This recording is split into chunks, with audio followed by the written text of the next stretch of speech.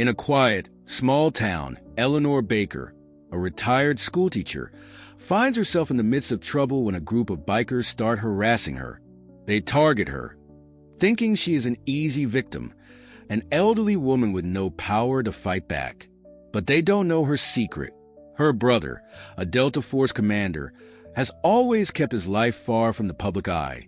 When Eleanor reaches out to him, what happens next will send shockwaves through the bikers' criminal empire, bringing everything they thought they controlled crashing down. Before we continue with the story, tell us where you're watching from. If you like this story, hit that subscribe button for our YouTube channel and turn on notifications so you never miss our upcoming stories. Your support truly helps us share these hard-hitting stories with more people. Eleanor Baker had always lived a quiet life. After retiring from teaching for over 30 years, she found solace in the simple things: the rustle of the trees outside her window, the hum of her knitting needles, and the soft glow of the evening sun as it filtered through the curtains. Life had calmed down after the hectic years of teaching young minds, and she had come to cherish this new chapter. She lived alone in a modest house on the edge of town, her days filled with peaceful routines and the occasional visit from friends or former students who still kept in touch. But life has a way of turning even the most peaceful moments upside down. It was late afternoon when it happened, a time when the world seemed still and the sun cast long shadows across the landscape. Eleanor was sitting in her living room, reading a book, when she heard the unmistakable sound of loud motorcycles roaring down the street. She looked up, her brow furrowing, not at all accustomed to such noise disrupting the serenity of her neighborhood. But she thought little of it at first. Motorcycles came through the town occasionally. The noise faded quickly, and the world returned to its normal, quiet rhythm. That is, until the bikes returned. This time it was different. The motorcycles skidded to a halt outside her house, their engines rumbling as the riders revved them for effect. Eleanor's heart skipped a beat. She got up from her chair and walked to the window, peering through the blinds. She saw the group of bikers, 5 or 6 of them, idling on their bikes just beyond her yard. They were wearing leather jackets with patches, their faces obscured by dark sunglasses. From their posture, it was clear they weren't here for a casual visit.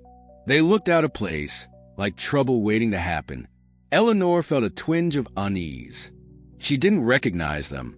She wasn't used to dealing with people like this, rough, unshaven men who looked like they belonged to a world she had no knowledge of. She stood there for a moment, unsure of what to do. Should she call the police? Should she ignore them and hope they left? Her instincts told her to avoid confrontation, but the bikers' presence made her uncomfortable.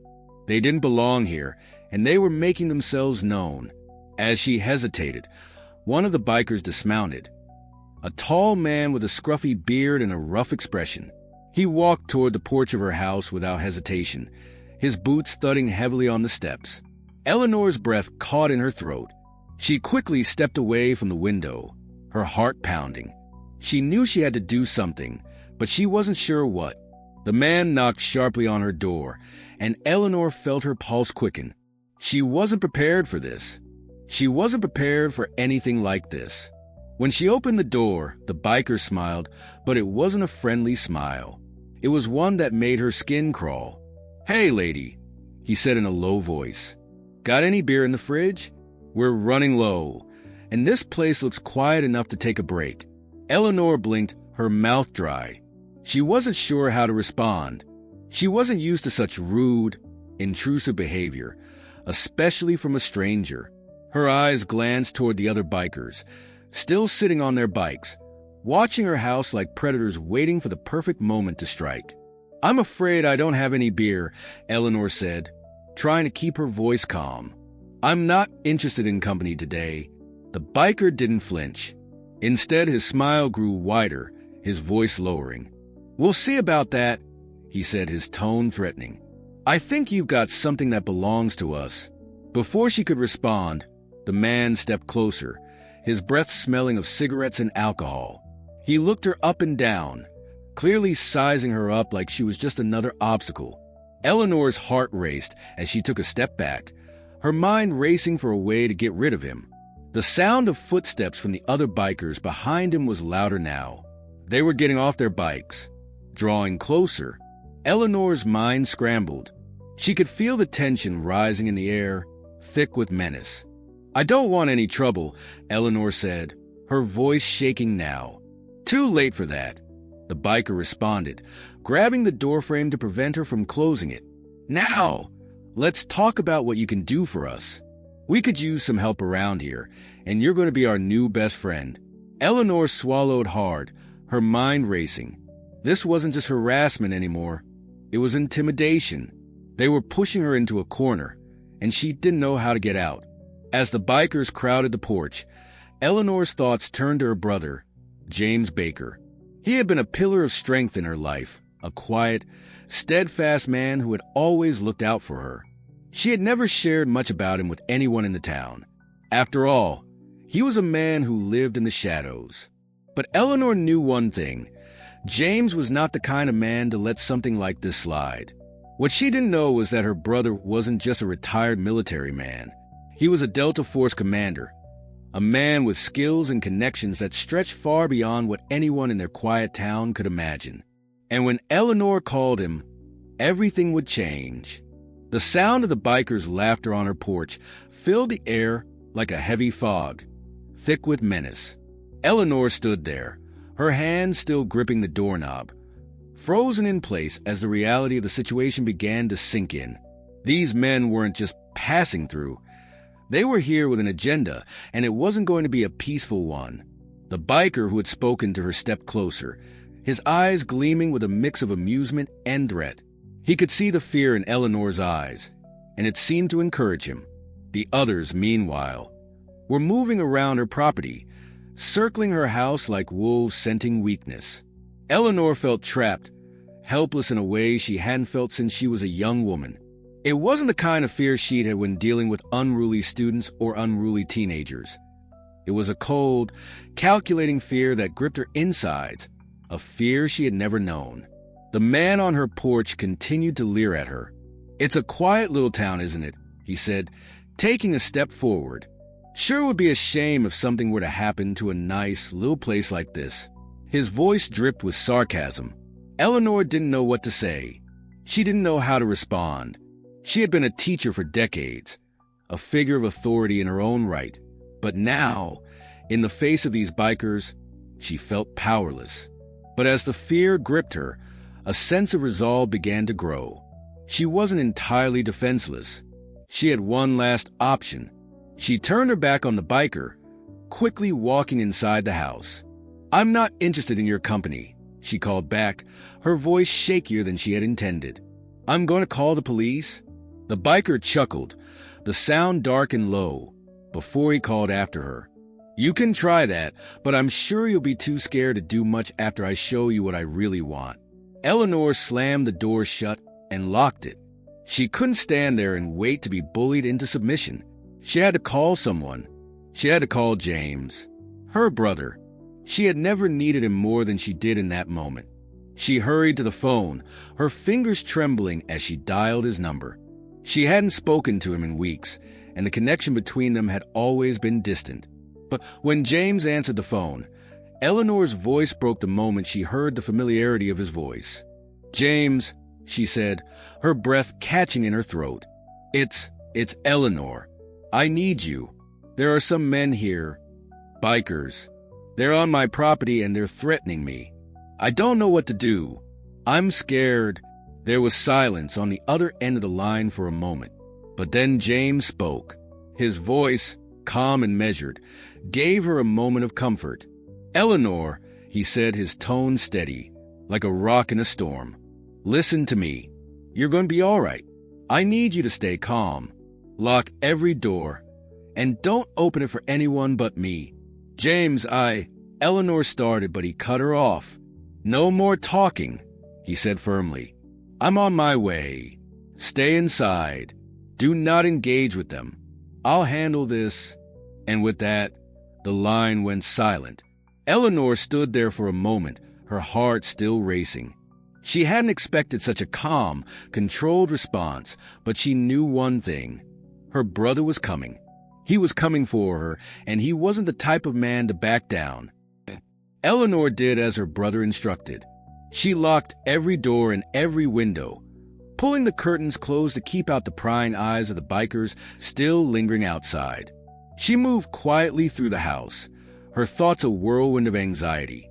She had heard of gangs like this before, dangerous men who thought they could take what they wanted and get away with it. But Eleanor wasn't a fighter.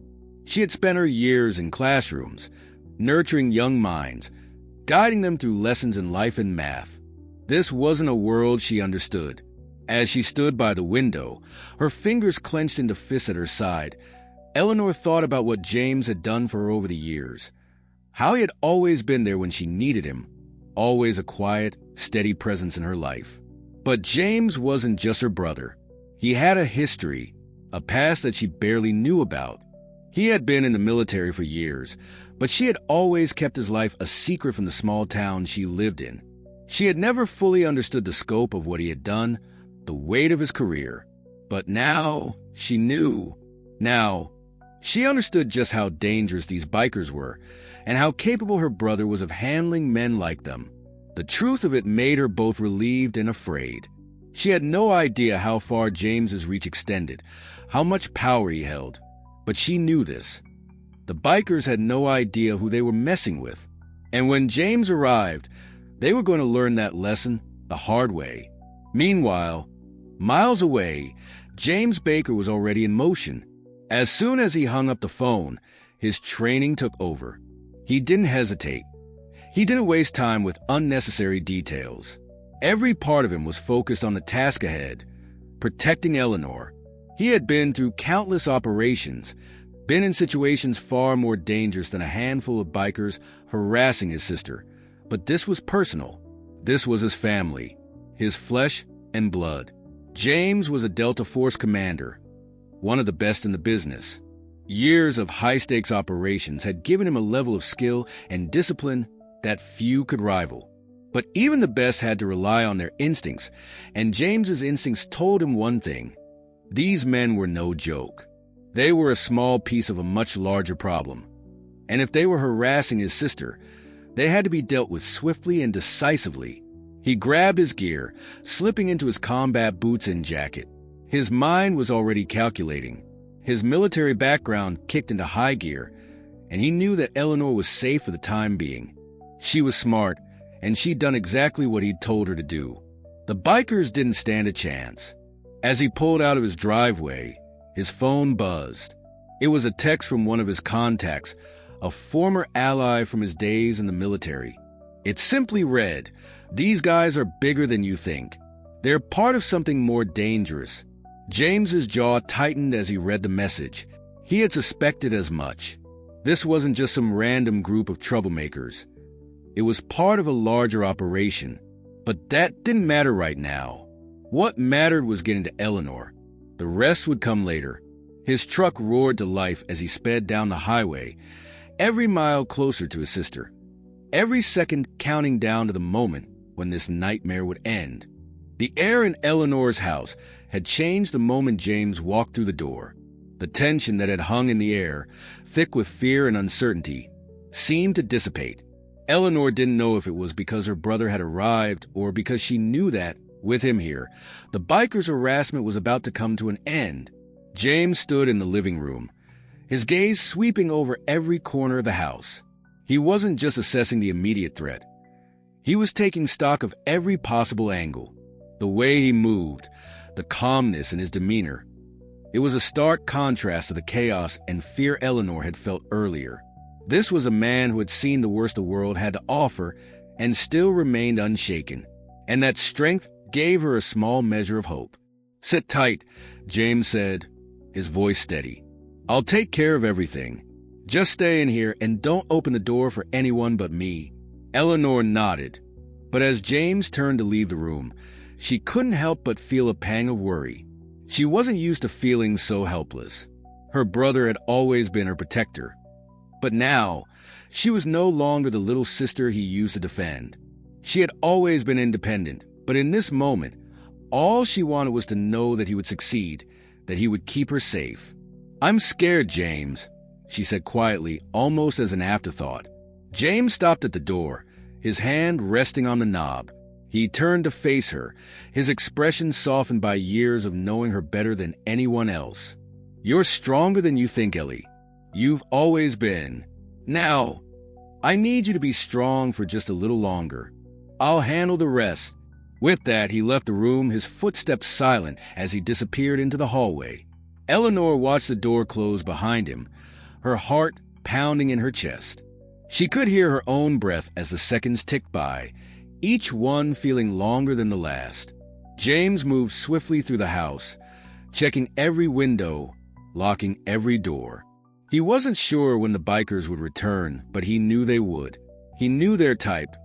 Bullies who liked to strike when people were vulnerable, when they thought they had the upper hand. But James wasn't about to let them have that advantage. The house was quiet, too quiet. It made James uneasy, even though he was trained to stay calm in the face of danger. He knew the bikers were still out there, watching, waiting for the perfect moment to strike again. But this time, they wouldn't find an easy target. He moved to the back of the house and peered out the window, scanning the street. There was no sign of the bikers' motorcycles, but James knew they wouldn't stay gone for long. He needed to make a move, and fast. He grabbed his phone and dialed a number, his fingers steady despite the urgency of the situation. The phone rang for a moment before a voice on the other end answered. "Command, this is James Baker. I need intel on a biker gang operating in the area. I've got a situation here." There was a brief silence on the other end of the line as the request was processed. James could hear the faint tapping of keys. The voice returned. "Got it, Commander. They're called the Iron Riders. They've been causing trouble in the region for a while now. Small-time extortion, drug trafficking, and illegal arms deals. But they've been more aggressive lately. We've had reports of them intimidating local businesses and residents." James's jaw tightened as he absorbed the information. It wasn't just a few men causing trouble. It was an operation with a far-reaching grip, and it had just made the mistake of targeting his family. "I need everything you've got on them," James said, "including their known locations and the players involved. And get me local backup. I'm not handling this alone." "Understood, Commander. You'll have what you need within the hour. Stay safe." The line went dead, and James pocketed his phone. He moved quickly to his gear bag, pulling out a tactical vest and securing his weapons. He was ready for whatever came next. He had planned for every contingency, but the bikers had crossed the line by threatening his sister. That was something James couldn't let go. The door to the living room creaked open, and Eleanor stepped into the hallway, her face a mixture of concern and determination. "I'm not staying in that room," she said, her voice calm but firm. "If you're going to fight these men, I want to help. I'm not some helpless old woman, James." James stopped in his tracks, his eyes locking with hers. For a moment, he just stared at her. She had always been strong, but now, in the face of this, her resolve was something he hadn't expected. She wasn't asking for protection. She was offering to fight beside him. "Eleanor," he began, his voice soft but serious. "This is dangerous. I don't want you involved in this." Eleanor shook her head, her eyes unwavering. "I'm not some fragile woman who needs saving, James. I've lived through hard things in my life. I can take care of myself, and I won't sit idly by while these men hurt my town." For a long moment, James just stood there, taking in her words. He had always known his sister was strong, but this was different. She wasn't just fighting for herself. She was fighting for her home, for the people she had spent her life protecting. And that strength, the same fire he had seen in countless soldiers, burned in her eyes now. "All right," James said, a small, reluctant smile tugging at his lips. "We'll do this together. But you listen to me and you stay close. If things get bad, I don't want you in the line of fire." Eleanor nodded. "You have my word." James knew he could trust her. He just hoped that, when the time came, they wouldn't need to rely on that trust too much. But he wasn't about to let these bikers get away with anything. Not while Eleanor was at risk. The sound of motorcycles in the distance snapped James back to the present. They were back. The bikers had returned. "We're not going to wait around," James muttered, his voice low. "Let's move." He gestured to Eleanor, and together, they moved toward the back door. James didn't know exactly how this was going to unfold, but he did know one thing. The bikers would regret the day they thought they could intimidate Eleanor Baker. They were about to find out that the wrong person had just stepped into their path. The distant rumble of motorcycle engines was unmistakable. James's instincts kicked into overdrive as he stood at the back door of Eleanor's house, his body tense, every muscle prepared for what was coming. He knew the bikers were approaching, and they wouldn't hesitate to cause trouble again. This time, they were going to face a very different kind of fight.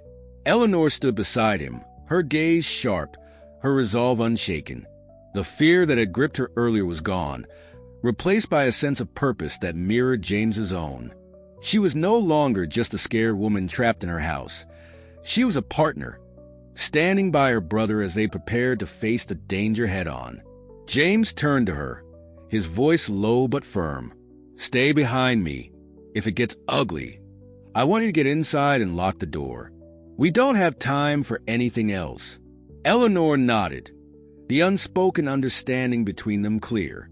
She wasn't afraid. She wasn't backing down. This was her home, and no one was going to take that from her. The motorcycles grew louder as they drew closer, the sound of engines roaring through the still night air. James stepped away from the door, moving swiftly to the side of the house, his eyes scanning the surroundings. He wasn't sure exactly how many bikers there were, but he was certain they weren't alone. These men were part of a larger operation, and they wouldn't back off without a fight. Eleanor followed him, staying close but out of sight. She didn't need to see the bikers to know they were coming. She could feel the weight of the moment. A flash of headlights illuminated the road in front of the house, signaling the bikers' arrival. James didn't waste a second. He moved toward the side yard, taking cover behind the wooden fence that ran along the edge of the property. His eyes were sharp, his movements precise as he assessed the situation. There were at least 5 bikers, maybe more, all idling by the road, their motorcycles lined up like sentinels guarding their prize. The leader, tall, broad-shouldered, with a patch on his jacket that read Iron Riders, was talking to the others, his posture relaxed, as if he owned the town. James knew this was a moment. He couldn't let them take the initiative. If he waited too long, they'd be inside before he had a chance to react. He checked his gear one last time. Everything was in place. His pistol was holstered, and his knife was ready at his side. He'd trained for situations like this, situations where he had to move quickly and decisively.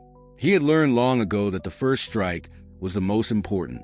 If you hesitated, you were as good as dead. He signaled to Eleanor, his hand motioning for her to stay hidden. She nodded, disappearing behind the house to take cover in the shadows. James took a deep breath, steadying himself. Then, with lightning speed, he darted from behind the fence and moved toward the group of bikers. His movements were fluid, calculated. There was no wasted energy. He wasn't just a man on a mission. He was a predator moving in on his prey. The first biker didn't even know what hit him. James grabbed him by the shoulder, spun him around, and slammed his elbow into the man's throat. The biker gasped for air, stumbling backward as James kicked him in the chest, sending him crashing to the ground. The others turned in surprise, but it was already too late. James drew his gun in one swift motion, his aim steady and true. The second biker barely had time to reach for his own weapon before James fired a single shot, the sound of the gunshot ringing out in the night.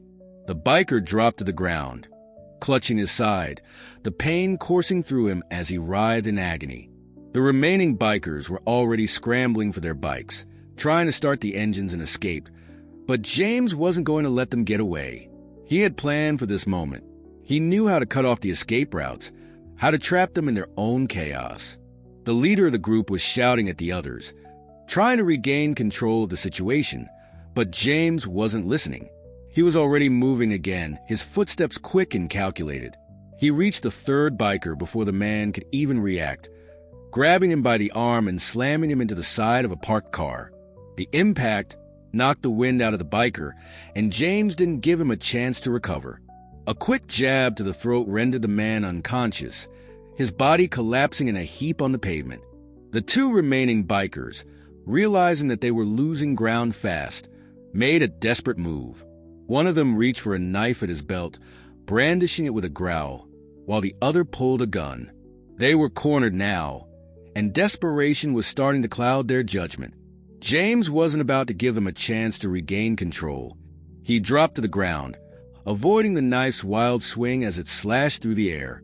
The biker with the gun fired, but James was already moving, rolling to the side and dodging the bullet.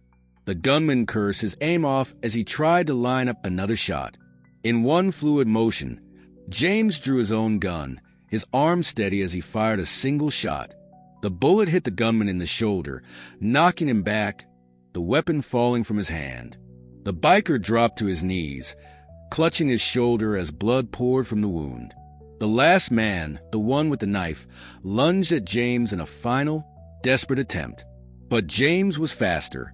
He sidestepped the attack and grabbed the man's wrist, twisting it until the knife dropped to the ground. With a swift punch, he knocked the biker out cold, the man crumpling to the ground in a heap. James stood over them, his breath steady despite the adrenaline pumping through his veins. The bikers were incapacitated, their weapons useless. They hadn't expected this. None of them had expected him. And now, they were no longer a threat. Eleanor stood in the shadows, watching the entire scene unfold. Her heart raced as she saw her brother take control of the situation with terrifying efficiency. He was a force of nature, a man who knew how to handle danger. She had always known he was capable, but seeing it firsthand took her breath away. When the last biker hit the ground, James turned toward her, his expression calm, almost detached. "It's over," he said quietly, his voice carrying the weight of someone who had just ended a war, one battle at a time. Eleanor walked toward him, her steps slow but steady. You're incredible, James. I had no idea." James gave her a small smile, though it was filled with something darker. "You don't need to know everything, Ellie. What matters is that you're safe." The stillness of the night was interrupted only by the sound of the remaining bikers groaning on the pavement. Their motorcycles lay silent, abandoned in the dust of their failed attempt to intimidate Eleanor. James stood over them, his posture calm and controlled, though inside, his thoughts were already racing ahead.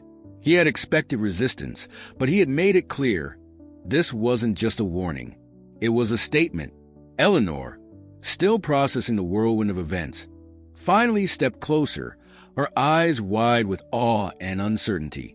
She had seen James fight before, long ago, in fleeting glimpses of his stories from his time in the service, but seeing it firsthand, the way he had moved through the bikers with lethal precision left her speechless.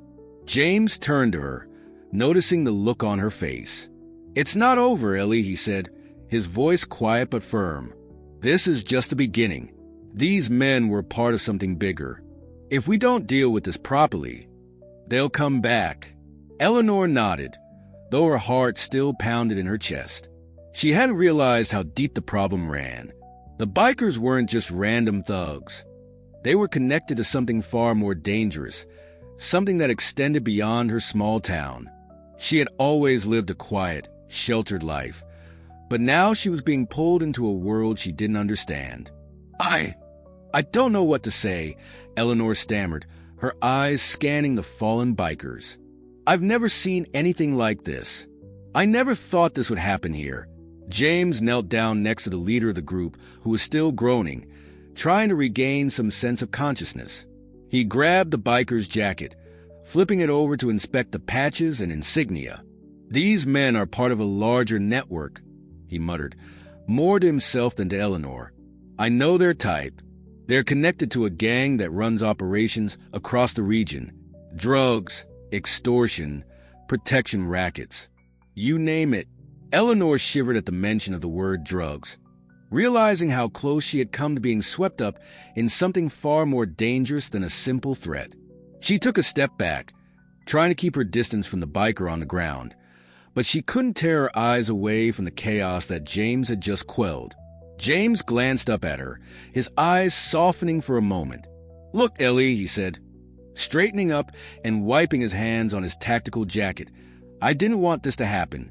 I came here to protect you, and that's exactly what I'm going to do. But these guys are part of something bigger. If we don't act fast, they won't be the only ones who come after us. This could escalate." Eleanor nodded, her thoughts rushing. The realization hit her hard. Her brother was right. These bikers weren't just thugs. They were part of a much larger criminal network that had been operating under the radar for years. And now, they had crossed the line by targeting her. "We can't let them just walk away," she said, her voice stronger now, the fear beginning to recede. She had always been the teacher, the calm presence in a room full of unruly students. But tonight, she was beginning to see that the world she had known wasn't as simple as she had thought. "What do we do next?" James's expression hardened, and he reached into his pocket, pulling out a small burner phone. "I'm getting in touch with some contacts. We need to know who's pulling the strings. This isn't just a random act of aggression. This gang has a backer, someone who's been providing them with the resources to spread their influence." Eleanor's eyes widened. "You mean they have someone powerful behind them?" James gave a short nod. "They always do. This is how these networks operate.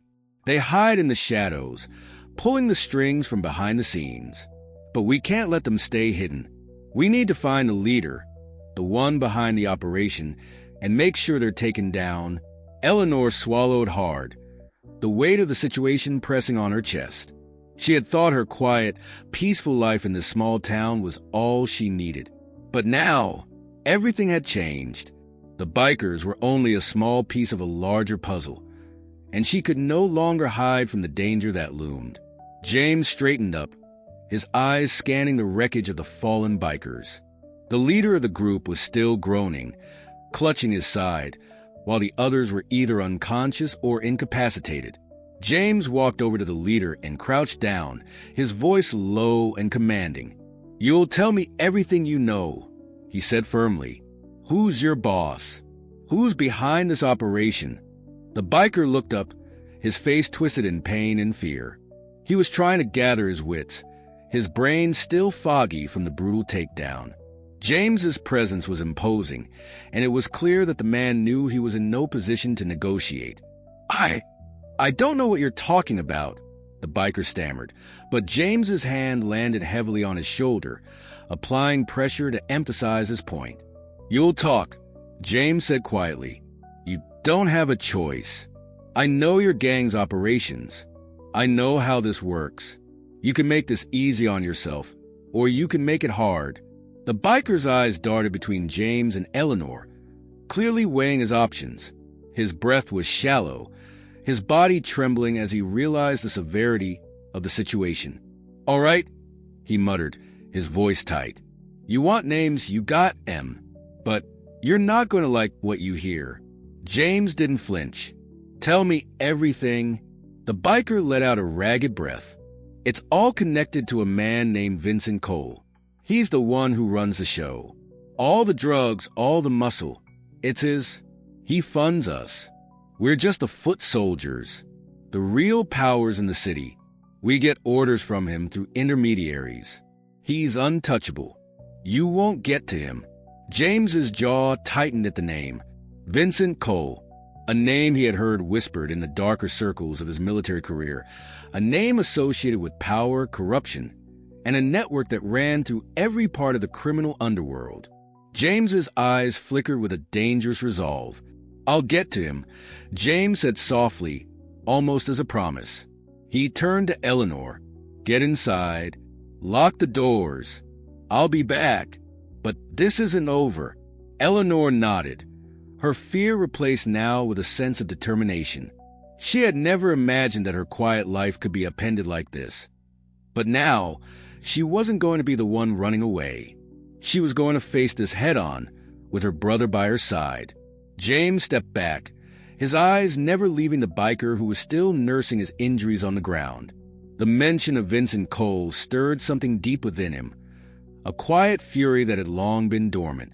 He had heard of Cole before, but it was always in hushed tones, a name whispered among the elite of the criminal world, a man whose power spread through every layer of society like a poison. James had dealt with dangerous men in his time, but Cole was different. Cole was untouchable. But James wasn't the kind of man who believed in untouchable. He turned toward Eleanor, who had moved back to the house. Her expression was still a mix of worry and resolve, but there was a strength in her eyes that hadn't been there before. James could see it in her stance. She wasn't just a sister anymore. She was a partner in this. She was ready to fight. "Stay inside," James called after her, though his tone was softer than it had been earlier. "I'll get the information we need, but I can't risk you getting caught in this. You'll be safe here." Eleanor's reply was a nod, though her eyes were filled with determination. "Be careful," she said quietly. James watched her disappear into the house, locking the door behind her. The house was secure for now. The bikers were taken care of, at least for the moment, but there was a larger war ahead, and James knew that it was going to take more than just brute force to take down Vincent Cole. The biker on the ground, still groaning, was muttering under his breath, and James could see the fear in his eyes now. He was starting to realize just how much trouble he was in. James crouched down beside him again, his movements precise, controlled.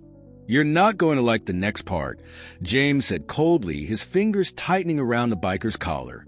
"But you're going to talk. You don't want to make me do this the hard way." The biker swallowed hard, his face pale. He could feel the weight of James's words sinking in. He wasn't dealing with a man who would let him go. He was dealing with someone who had the training, the skills, and the ruthlessness to destroy everything that Vincent Cole had built. It's not just Cole," the biker stammered, his voice shaking. "He's connected to bigger organizations. We're just a small part of a larger operation. They got people in the cops, the politicians. You can't just stop it by taking us down." James's mind clicked into gear. He had known it wouldn't be easy, but hearing it confirmed made the situation clearer. This wasn't just about some small-town gang of bikers. It was about an empire built on corruption and fear, an empire that stretched its fingers into the highest echelons of power. "I don't care about your excuses," James said, his voice low but filled with menace.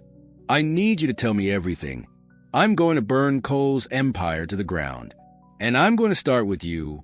The biker finally looked at him, defeated. The fight was gone from his eyes. "You're not going to stop him," he said with a hollow laugh. "Cole, he's got people everywhere. If you go after him, he'll just bury you."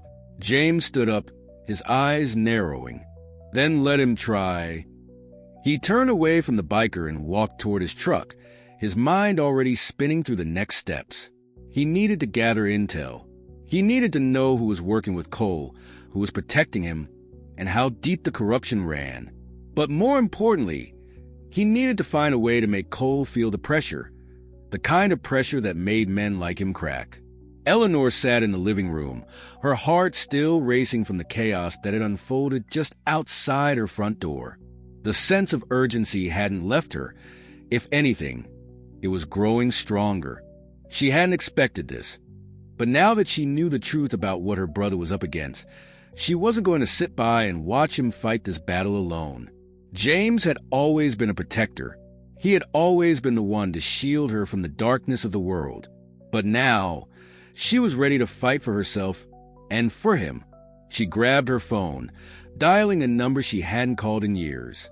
It rang several times before someone picked up on the other end. "Hello," a deep voice said, sounding groggy but sharp.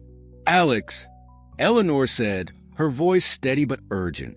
"It's Eleanor. I need your help." There was a pause on the other end, followed by a sharp intake of breath. "Eleanor? What's going on? Are you okay?" "I'm fine," she said quickly.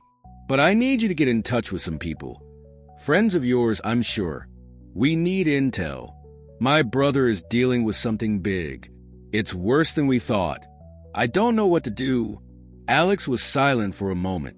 Eleanor could hear the sound of him waking up, his brain clicking into action as he processed her words. "I'll reach out to my sources," Alex said after a pause. "But Eleanor, you need to be careful. This isn't something you can just handle on your own." Eleanor took a deep breath. She wasn't used to relying on others, but she knew she couldn't keep fighting this battle in the dark. "I'm not alone in this. James is here, but he can't do it alone either. We need to gather everything we can on Cole's operation. Who's with him? Who's protecting him? We need to know what we're up against." "You've got it," Alex said, his voice now full of resolve. "I'll make the calls. Stay safe. I'll be in touch soon." Eleanor hung up the phone and looked around her quiet home. The calmness of the moment contrasted with the storm that was coming. She knew her brother was out there, preparing for the next strike, but she wasn't going to wait idly by. She was going to find a way to help, to make sure that this time they didn't just survive. They destroyed Vincent Cole's operation from the inside. James climbed into his truck and started the engine, his eyes scanning the road ahead. It was time to go after the money. After all, that's where the real power in any criminal empire lay. If they cut off Cole's access to funds, they could weaken him. And then James would take the fight directly to him. He wasn't worried about the bikers. He had already dealt with them. But he knew this wouldn't be a simple takedown. He was going to need backup. People he could trust, people who had the skills to get the job done. But for now, he had to focus. His mind was already processing the next steps. If he could take down Cole's money pipeline, he'd have a fighting chance. And that was exactly what he was going to do. The sun had just begun to dip below the horizon, casting an amber glow across the small town as James sped toward his first target. The truck's engine roared to life with each mile, the rhythmic hum matching his thoughts as they focused on the task ahead. Eleanor was safe for the moment, tucked inside her house, but James knew this was far from over.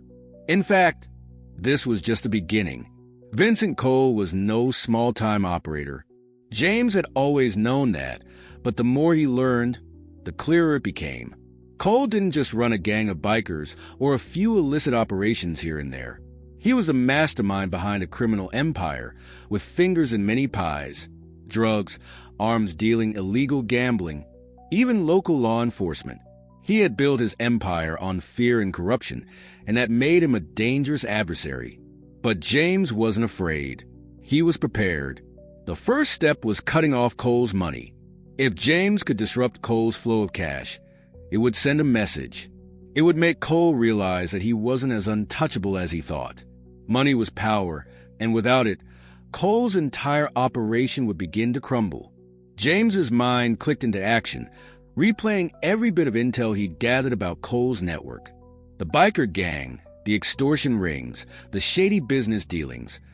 All of it was tied together through one thing: a series of laundering operations that funneled the proceeds into Cole's hands. If James could hit those, it would cripple Cole's empire. His first stop was a local warehouse just outside of town. It was one of Cole's front operations, a place where money changed hands, drugs were exchanged, and the true scope of the business remained hidden behind layers of deception. James had been here before, during his reconnaissance mission. He knew that it was heavily guarded, but he also knew that with the right plan, he could infiltrate it without causing a scene. He wasn't going to waste time. He needed to strike hard and fast.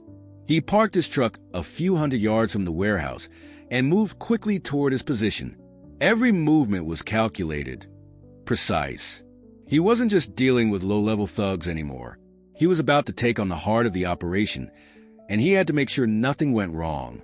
As he approached the perimeter of the warehouse, James crouched low behind a stack of crates, scanning the area for any signs of movement. He saw the familiar figures of Cole's men standing guard near the entrance. Two of them, wearing tactical vests, were talking to each other, clearly not expecting anything to happen. The others were patrolling the area, but there was enough space between them for James to slip through unnoticed. His mind worked through the layout of the building. He had mapped it out earlier, memorizing the weak points and the exits. The back entrance would be his best bet. The guards at the front were too focused on the main road, leaving the rear of the building unguarded. James moved swiftly, his boots barely making a sound as he crept toward the back. He reached the door within minutes, pulling out a set of lockpicks from his vest. His hands were steady, his breathing even. The lock clicked open, and James slipped inside the warehouse. The interior was dark, the air thick with the scent of chemicals and machinery. James moved quickly, his eyes scanning the dimly lit space. He knew the money would be stored here. Bags of cash, dirty money, the kind that couldn't be traced. But it wasn't just about the money. It was about sending a message to Cole. Taking his money was the first step in dismantling his empire. James moved through the warehouse with the ease of a man who had spent years in the shadows. He was in and out in no time, planting explosives in key areas, ensuring that the building would come down in a controlled demolition. The destruction of the warehouse would be both a tactical strike and a public message. Cole would know that someone was targeting him, and he wouldn't take kindly to that. Just as James was about to leave, he heard footsteps approaching. His instincts kicked in, and he ducked behind a stack of crates, his breathing slow and controlled. The guards were moving closer, their voices faint but growing louder. "Shit," James muttered under his breath. Not now. He had no choice but to wait. The last thing he needed was to be caught. The footsteps grew louder, and James's heart rate picked up. He was close. So close to getting out. But the guards were too near. He knew that if they saw him, it would be over. There would be no escape. James's eyes scanned the area quickly, looking for an exit. The side door was still open, but there were at least 2 men standing between him and freedom. He wasn't going to get out unnoticed. Then, in an instant, the sound of a vehicle engine broke through the tension. The truck James had left parked outside had caught the attention of one of the guards. "Who's that?" one of the guards said, his voice rising in suspicion. James didn't hesitate. He darted across the room in a blur, moving swiftly to a metal ladder that led to a loft area. He climbed the rungs quickly, his breath steady despite the sudden rush of adrenaline. He reached the top just as the guards began to shout. "Get him!" one of the guards yelled. James didn't wait to see if they followed. He knew they would. They were after him now, and it was only a matter of time before they found him. He sprinted along the catwalk, his eyes scanning for the exit. He could hear the footsteps of the guards behind him, their heavy boots clanking against the metal floor. He reached the end of the loft and paused. Below him, a small window provided a narrow escape route. It was tight, but it would be enough. He took a deep breath and leaped through the window, landing in a roll on the ground outside. He didn't have time to look back. He had done what he came here to do. The warehouse was rigged, the explosives set. Cole's money would be gone, and his operations would be crippled for the time being. But that was just one victory. The war wasn't over yet. James didn't stop running. He made his way back to the truck, his heart pounding in his chest as the sound of sirens wailed in the distance. He knew the bikers would be looking for him, and he didn't have much time. The next phase of the plan was already in motion. James slammed the truck door shut, his eyes scanning the area as he started the engine. The sound of the sirens grew louder in the distance, but he wasn't about to be caught now. The mission had to continue. He couldn't afford to slow down, not when things were getting so close to falling apart for Cole's empire. He glanced at the rearview mirror, seeing the faint glow of lights from the warehouse in the distance. The explosion would take a few more minutes to go off, but the damage was done. The bikers would be scrambling to deal with the fallout, trying to salvage what they could from the wreckage of the operation. It was the perfect distraction, a way to buy himself time and force Cole into a corner. But James wasn't under any illusion. This would only be the first of many strikes. The game had changed, the balance of power had shifted, and for the first time in years, James felt the exhilaration of being on the offensive. But he couldn't let his emotions cloud his judgment. He had to stay focused, stay ahead of Cole and his men. James's phone buzzed on the seat beside him. It was a message from Eleanor. What now? Are you okay? He read the text and let out a long breath. There was no point in hiding it from her anymore. She deserved to know the truth. I'm fine. The warehouse is gone, but it's just the beginning. We need to stay ahead of them. I'll be back soon. He hit send, then put the phone down, focusing on the road ahead. The next step was clear. He needed more intel. He needed to find out where Cole's next supply route was. The bikers would try to regroup, but without the money they were expecting, they would be lost for a while. This was the perfect opportunity to press the advantage. Back at the house, Eleanor paced the living room, her thoughts a whirlwind. She hadn't heard from James since the last message, and every minute that passed without news made her more anxious. The bikers had already proven that they weren't going to stop, no matter what James did. She had seen firsthand how ruthless they could be. And now, knowing how connected they were to Cole's operation, Eleanor knew this wasn't over. She grabbed her phone again, hesitating for a moment before dialing a number. It rang several times before someone answered on the other end. "Alex, I need you to get in touch with your contacts. We need to know everything about Vincent Cole, his connections where he's hiding everything. I don't care how long it takes. We need to end this." The voice on the other end was calm but urgent. "I'm on it, Eleanor. We'll get you what you need. You're doing the right thing. Stay safe. You hear me?" "I will," Eleanor replied, hanging up the phone. She felt a surge of determination, a fire growing inside her that hadn't been there earlier. She wasn't just standing by anymore. She wasn't going to let her brother do all the work.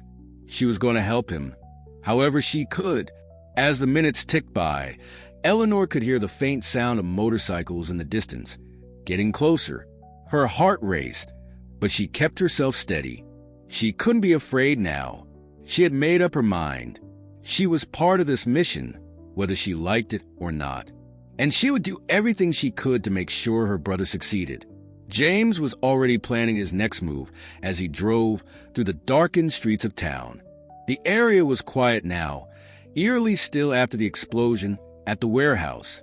He wasn't sure how much time he had before the bikers regrouped, but he knew it wouldn't be long before they realized what had happened and started looking for him. He couldn't afford to wait around for them to get organized. He pulled into a small, secluded alley behind a strip mall, parking the truck out of sight. His mind was racing, analyzing the situation as he prepared to meet with an old contact who could help them gather the intel they needed. This was no longer just about the bikers. They were only the foot soldiers. James needed to get to the man behind the operation, Vincent Cole. James got out of the truck and moved toward the back door of a rundown building. This was one of the few places he trusted in town, an old contact from his military days who had ties to both the local underworld and law enforcement. James knocked once, then waited. The door opened, revealing a middle-aged man with a tired face and a scruffy beard. He nodded at James, motioning for him to enter. "James," the man said gruffly, "heard you were back in town. What's this about?" James stepped inside, his eyes scanning the room for anything out of place. The man had always been a reliable source of information, though he had his own dealings with people on both sides of the law. But tonight, James wasn't here to make small talk. "I need everything you know about Vincent Cole," James said bluntly. "His operation, his people, everything. I'm going after him." The man raised an eyebrow but didn't hesitate. "I figured it would come to this. Cole's got his hands in just about everything. He's got money, influence, and protection from the right people. But you're not the only one who's wanted to take him down. I've been gathering intel for a while now, but it's not easy getting close to him. Where do I start?" James asked, his voice low and urgent. He wasn't in the mood for delays. The contact nodded, pulling out a file from a drawer and handing it to James. "Cole's operation is bigger than you think. He's got connections all over, some legit, some not. He's using the bikers, yes, but he's also got politicians, businessmen, even some of the cops in his pocket. If you're going to take him down, you need to get through his network first. Start with the money. Follow the trail. and it'll lead you to him. James took the file, his eyes scanning the pages filled with names, dates, and connections. It was a maze, but it was a start. A dangerous start. "Thanks," James muttered, tucking the file under his arm. The man waved him off. "Just don't get caught, James. Cole's not someone you want to cross." James turned and headed back to the truck, his thoughts already focused on the next move. The information he had just received was a game changer. It wouldn't be easy, but he had never expected this to be simple. If anything, he had just been given a key that would open the door to Vincent Cole's empire. And once that door was open, there would be no turning back. The truck's tires squealed as James sped down the road, the engine roaring with power. His hands were steady on the wheel, but his mind was a whirlwind. The file he had just received from his contact was full of useful information, but it was only the beginning. If he wanted to bring down Vincent Cole, he would need to play this game carefully. Every move counted now. The town, which had once seemed so peaceful, now felt like a ticking time bomb. James had only scratched the surface of Cole's network, but already he could see the extent of the corruption and danger that stretched through every layer of society. The bikers were just pawns in Cole's game.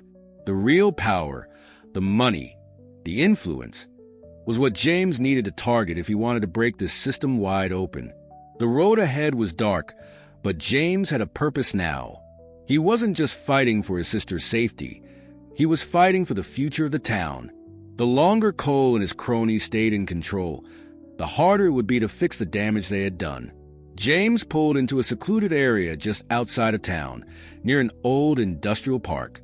It was one of the locations mentioned in the file, an old warehouse where Cole's operation funneled much of its illicit money. The building was large, its windows broken and covered with metal bars. It looked abandoned, but James knew better. This was no place for tourists. This was one of the key hubs in Cole's empire. James parked his truck several blocks away, ensuring that it was out of sight. He didn't want to risk being followed, and he knew the area was probably being watched by someone in Cole's network. His plan wasn't to go in guns blazing. It was to observe, gather intel, and figure out where Cole was keeping his money and, more importantly, where he was hiding. James had no illusions that Cole would go down without a fight. As he approached the warehouse on foot, his mind raced through every possibility. The guards would be expecting trouble, but they weren't expecting him. He had done this before, many times, in far worse situations. But now, the stakes were personal. He wasn't just taking down another criminal empire. He was taking down the man who had threatened his sister's life. James moved with precision, staying low in the shadows as he neared the building. He wasn't just hunting for Cole. He was hunting for information.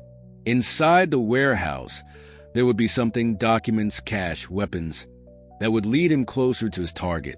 He crouched down behind a stack of crates, peering around the corner of the building to get a better look. There were 2 guards posted at the front entrance, but James could see from his vantage point that they were distracted, their attention on a few crates being loaded into a nearby truck. The opportunity was too good to pass up. He wasn't going to let it slip by. With quiet, practiced movements, James closed the distance between himself and the guards. His footsteps were muffled by the soft gravel beneath his boots. He could feel the pulse of the mission in his veins, the sense of urgency that drove him forward. Every second counted. Just as he neared the entrance, one of the guards turned around, his eyes scanning the darkened area. James froze, his body still as a shadow. The guard's eyes lingered on the corner where James was hiding, but after a moment, the guard turned back uninterested. James let out a breath he hadn't realized he was holding.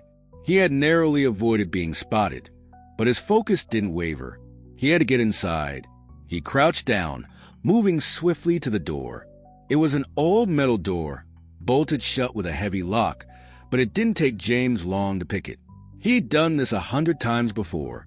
The lock clicked open quietly, and James slid the door slightly, just enough to slip inside unnoticed. The interior of the warehouse was cold and dimly lit. The air was thick with the scent of oil, dust, and old machinery. James moved silently, his eyes adjusting to the low light as he moved deeper into the building. He knew the layout from the file. There would be offices near the back, possibly a safe or hidden room where Cole kept his most valuable assets. He crept through the maze of crates and stacked boxes, his every step careful. He couldn't afford to make a sound now. The closer he got to the back of the building, the more he could hear faint voices coming from a nearby room. It sounded like a meeting was going on. James's mind raced as he approached the source of the noise. He had to be careful. This was his chance to gather intel, but if he was caught, it would all be over. He crouched down beside a large pile of boxes, peering into the room through a small crack in the wall. Inside, he could see several men gathered around a table, papers and cash scattered across the surface. James's heart rate picked up as he recognized some of the figures: local businessmen, politicians, and even a few law enforcement officers.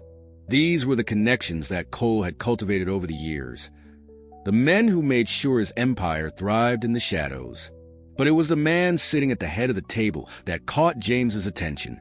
Vincent Cole. James's jaw clenched as he watched the man. He had always been an enigma, a ghost in the criminal world. But now, seeing him in person, James felt the weight of the power he wielded. This was the man he had been hunting, the man who had ruined so many lives. Cole was speaking with one of the other men at the table. James could barely hear their conversation, but he didn't need to. He knew what this was, an operation in full swing, the wheels turning without a hitch. But now that James was here, those wheels were about to come off. He stayed hidden, observing as the men discussed plans and resources. He didn't hear anything specific about where Cole was hiding, but James didn't need to. He had learned enough to know that Cole's operation was running smoothly, but it wouldn't for much longer. James's phone buzzed in his pocket, interrupting his thoughts. He quickly checked the message. It was from Eleanor. "What's happening? Are you okay?" James's fingers hovered over the screen as he typed his response. "I'm getting closer. I'm in the building now. Keep yourself safe. I'll be in touch." He tucked the phone back into his pocket, his focus now entirely on Cole. The time had come. James was going to take this empire down, piece by piece. But he knew that if he wanted to finish the job, he couldn't leave Cole alive. The mission had entered its final phase, and James was ready to do whatever it took to end it.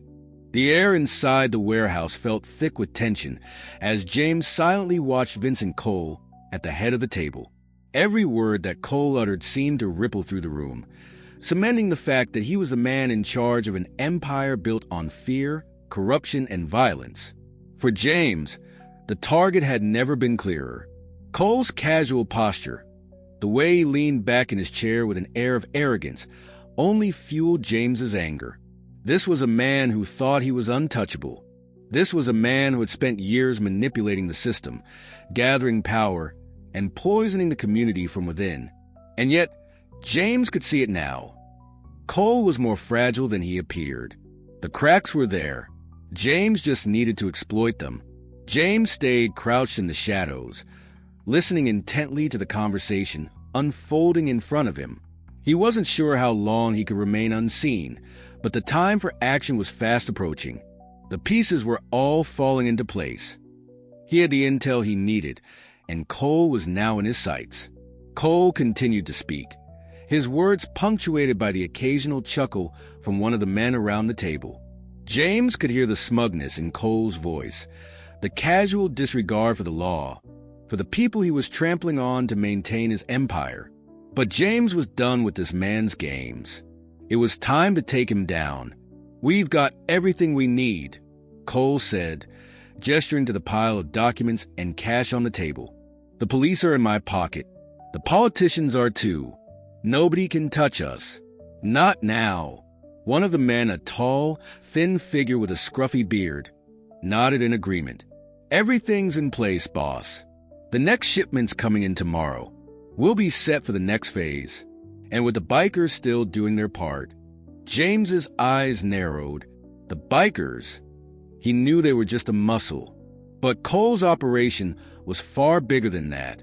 They were the front, the distraction. The true heart of Cole's power was his influence, his connections. But now, that was starting to crumble.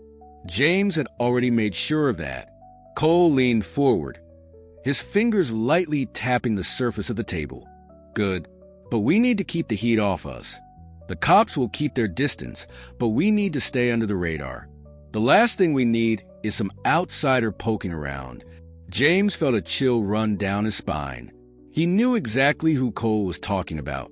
They were speaking of him, of the very man who had infiltrated their operation, the very man who was about to turn their world upside down. For a moment, James considered his options. He had them cornered. If he went in now, guns blazing, he could take down every single man in that room and end the operation right then and there. But that wasn't the plan. Cole was too dangerous to be taken out by a quick shot. James had spent too much time, too many years, learning the art of precision. If he wanted to bring Cole down for good, he needed more than just a bullet. He needed leverage. He needed to strike at the heart of Cole's empire. But there was one problem. There was always a price for striking at the heart. And James knew that once the dominoes started to fall, there would be no way to stop it. He stayed hidden, waiting for the moment when Cole's attention shifted away. It would come. All he had to do was wait. Outside the warehouse, Eleanor paced nervously in the quiet of the house, her mind still racing. She had heard nothing from James since his last message. She knew he was out there, doing what he did best, fighting for what was right. But she couldn't shake the worry that had settled in her chest. She had always trusted him, had always known that he would do whatever it took to protect her. But this situation was bigger than just a few bikers. It was a war. And as much as she wanted to be part of the fight, she knew she couldn't do it alone. She grabbed her phone once again, dialing Alex's number. It rang a few times before he picked up. Eleanor? Alex's voice was tense. Is everything all right? I haven't heard from James in hours, she said, her voice tinged with concern. I don't know what's going on. I'm scared, Alex. I need to know that he's okay. This is bigger than we thought. They're connected to someone powerful. We can't let them win. Alex's voice was steady, but filled with urgency. I've made some calls. I've got eyes on the situation. If things get too heated, we'll need to be ready. But James knows what he's doing. He's been in worse situations before. Eleanor nodded, though she couldn't fully shake the worry gnawing at her. I know, but I can't just sit here while he's out there, fighting for all of us. I have to do something. I get it, Alex said, his voice softer now.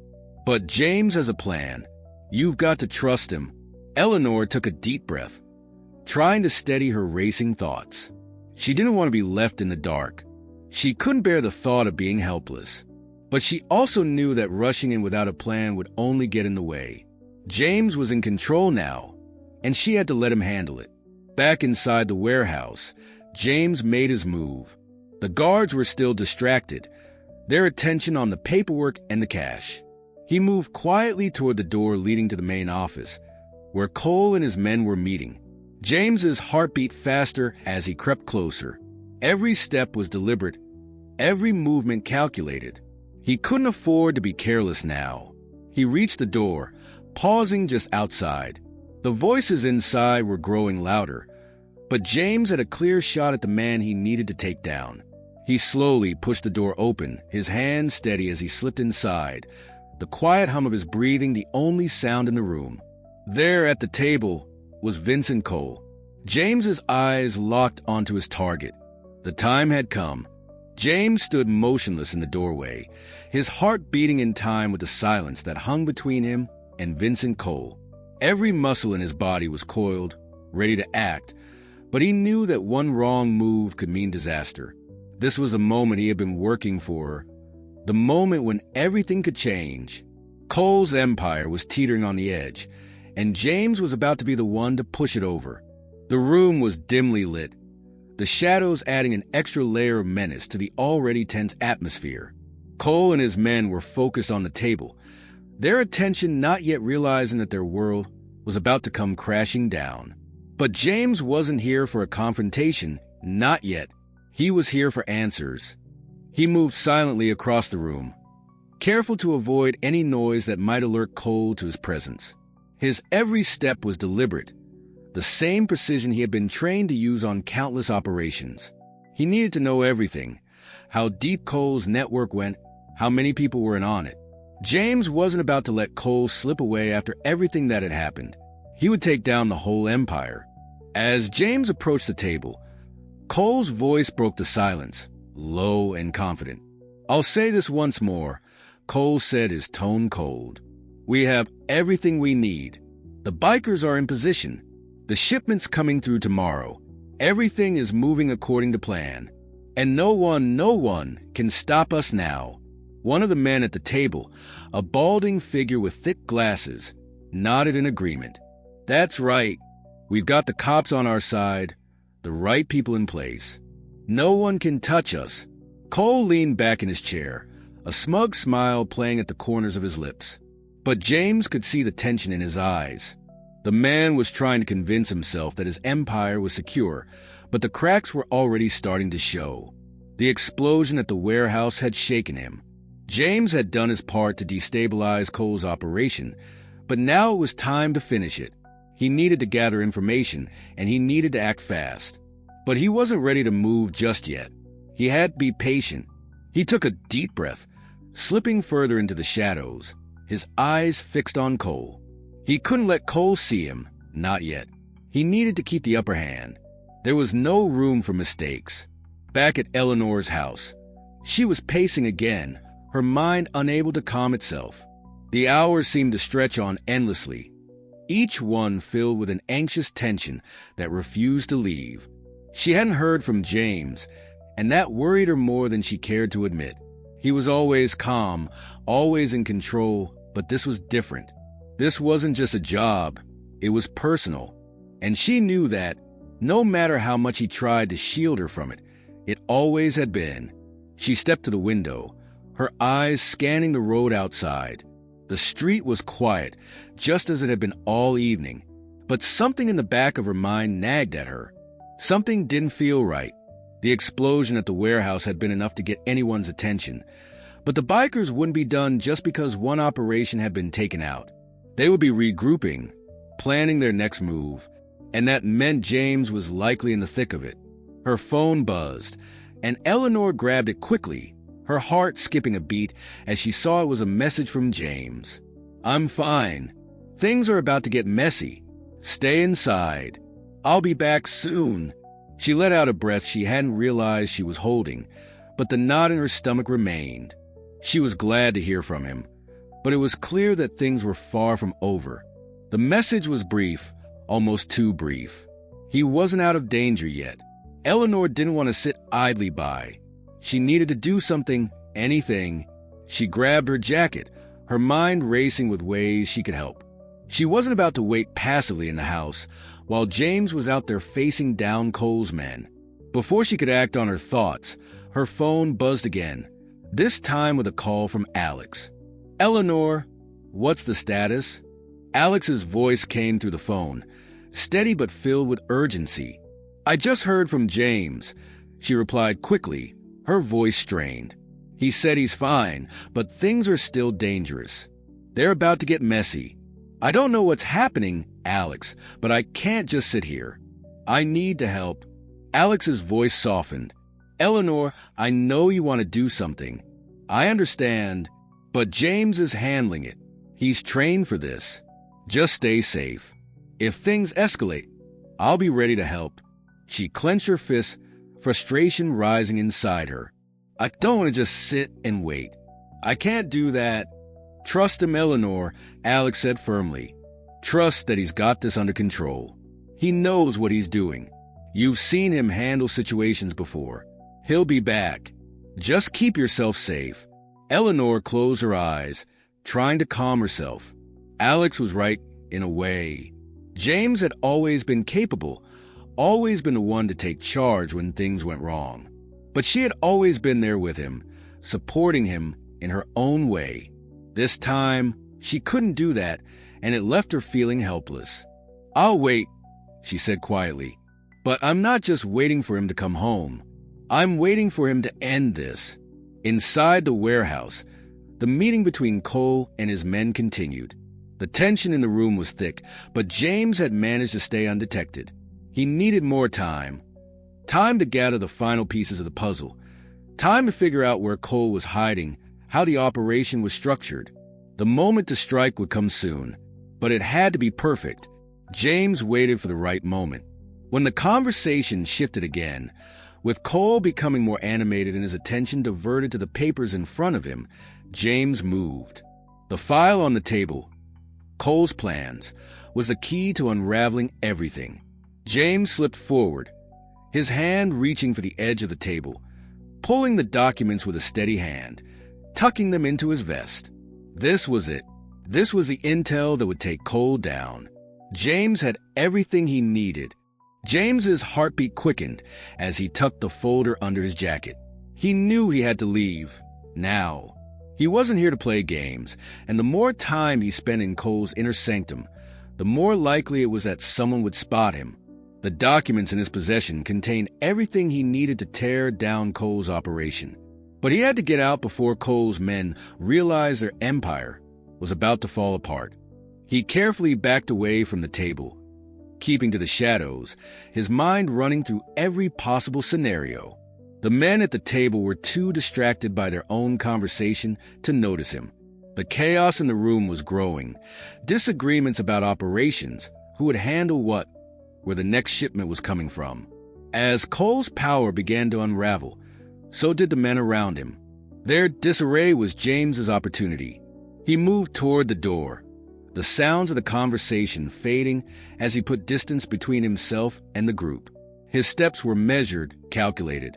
One wrong move, one sound too loud, and everything could fall apart. But James wasn't just any soldier. He was trained to think on his feet. Every instinct in him told him to act quickly, to leave with what he had, to make his escape before Cole's men could regroup. The documents in his possession were valuable, but even more than that, they were his leverage. With these, he could cripple Cole's entire network. He could make sure Cole never posed a threat again. As James stepped out of the meeting room and into the hallway, the quiet was deafening. He couldn't afford to relax. Not for a second. His senses were on high alert, scanning the area for signs of danger. The warehouse was large, full of rooms and hallways, and there were more guards in the building. He needed to get out before they realized anything was wrong. The door to the rear exit was just ahead, but as he moved toward it, the sound of footsteps echoed from the other end of the hall. James froze, his heart racing. The last thing he needed was to be caught before he had a chance to get away. He pressed himself against the wall, his breathing slow and controlled. The footsteps grew louder, and James peered around the corner, his eyes narrowing as he spotted two of Cole's men heading his way. They were armed and moving with purpose, clearly on patrol. James's mind worked fast. He couldn't afford to engage them, not here, not now. He had to be smarter than that. He reached for the small, silent tranquilizer dart gun holstered on his belt. It was a last resort, a tool for non-lethal takedowns. He had used it before on high-stakes operations when he needed to remain undetected. It was quiet, effective, and the perfect solution for situations like this. With a steady hand, he took aim. The first guard went down without a sound, the dart embedding itself in his neck. The second guard didn't even see what hit him. James darted out from his hiding place, hitting him with a well-placed shot that sent him to the ground. Both men crumpled silently, unconscious before they even had a chance to react. James didn't pause to check on them. He simply moved. His mission wasn't over. The danger was still present, but now he had a clear path. Back at Eleanor's house, the minutes felt like hours. She had heard nothing from James since his last message. Her mind kept returning to the same thought. What if something went wrong?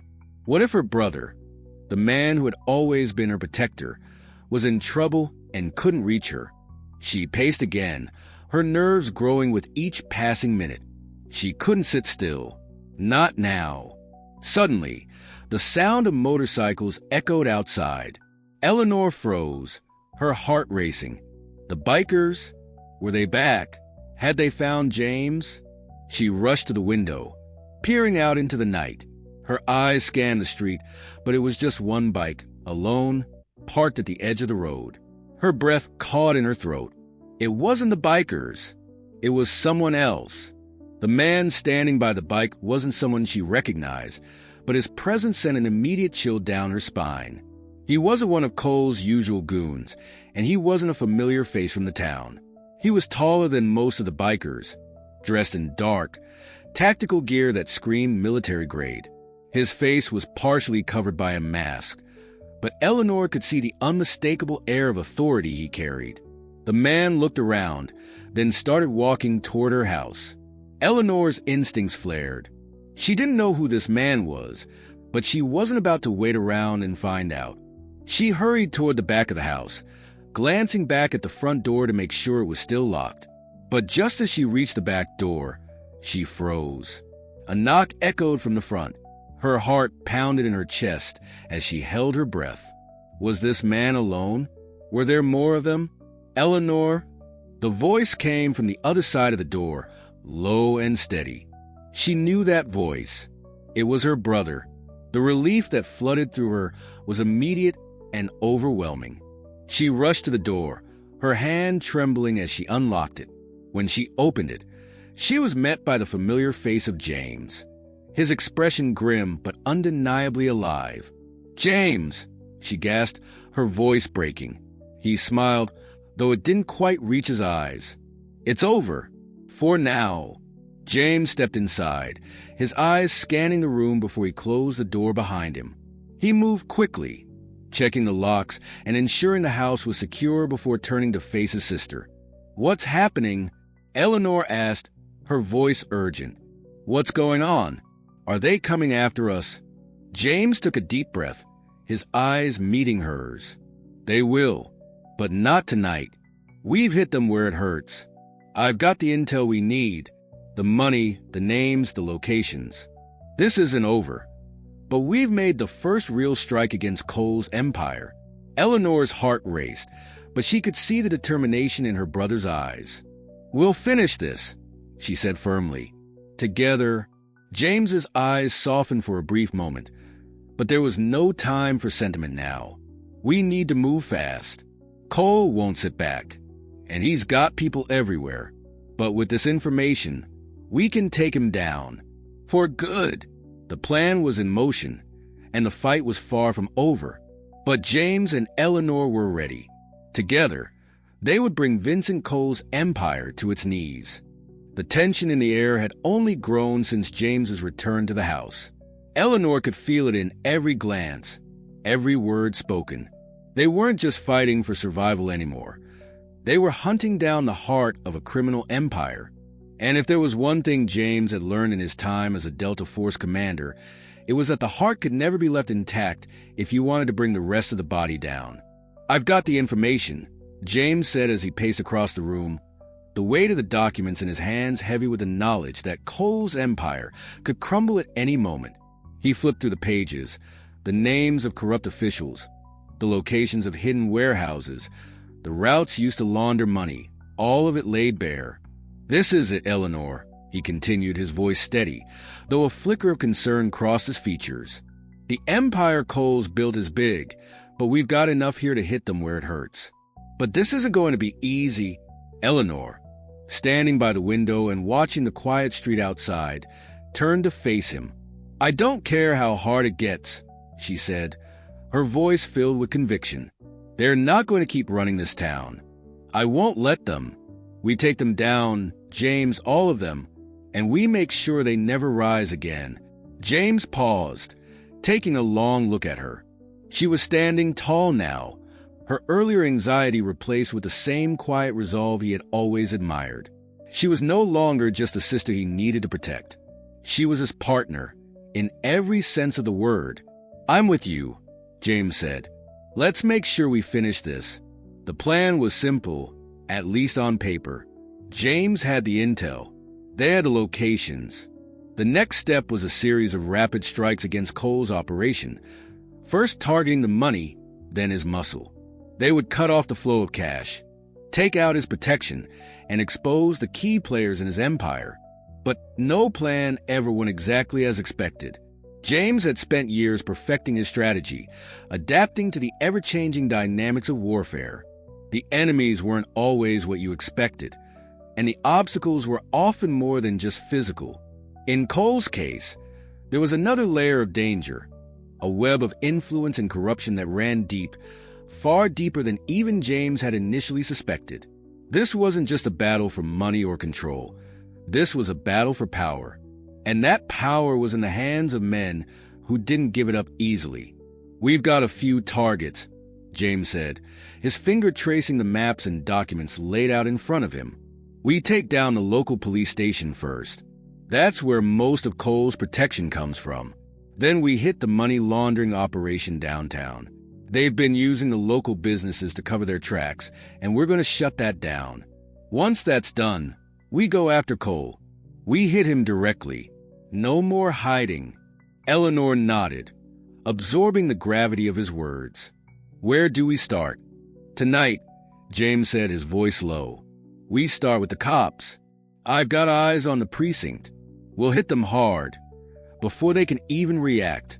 The wheels of the plan were in motion. James had always operated in the shadows, but this time, the shadows were about to catch fire. That night, as the town slept, James and Eleanor prepared for what would be the first of many moves in their fight against Vincent Cole. The sound of sirens, the thrum of distant engines, these were the familiar noises of a city under siege. But this time, the sirens weren't for them. They were for Cole's empire. James had secured a small building across the street from the police station, a perfect vantage point. From here, they would strike fast and quiet, neutralizing the men who had been on Cole's payroll.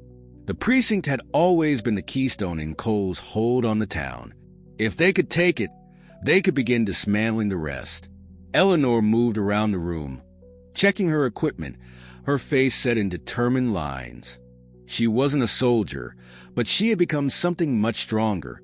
She wasn't just the sister of a man who could fight. She was a force in her own right. James watched her for a moment, pride swelling in his chest. He had always known Eleanor was strong, but what she was showing him now went beyond anything he had ever imagined. "You ready?" he asked, his voice steady. Eleanor looked at him, her eyes sharp.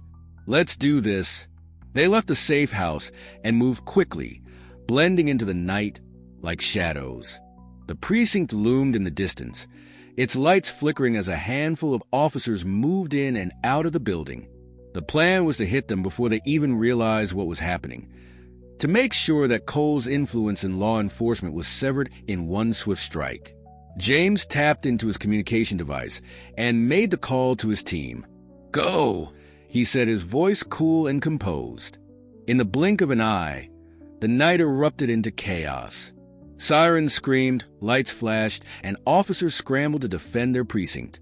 But they were too slow. James and his team were already inside, neutralizing key targets with precision. Within moments, the precinct was in disarray. The men who had once enforced the law were now at the mercy of the very system they had protected.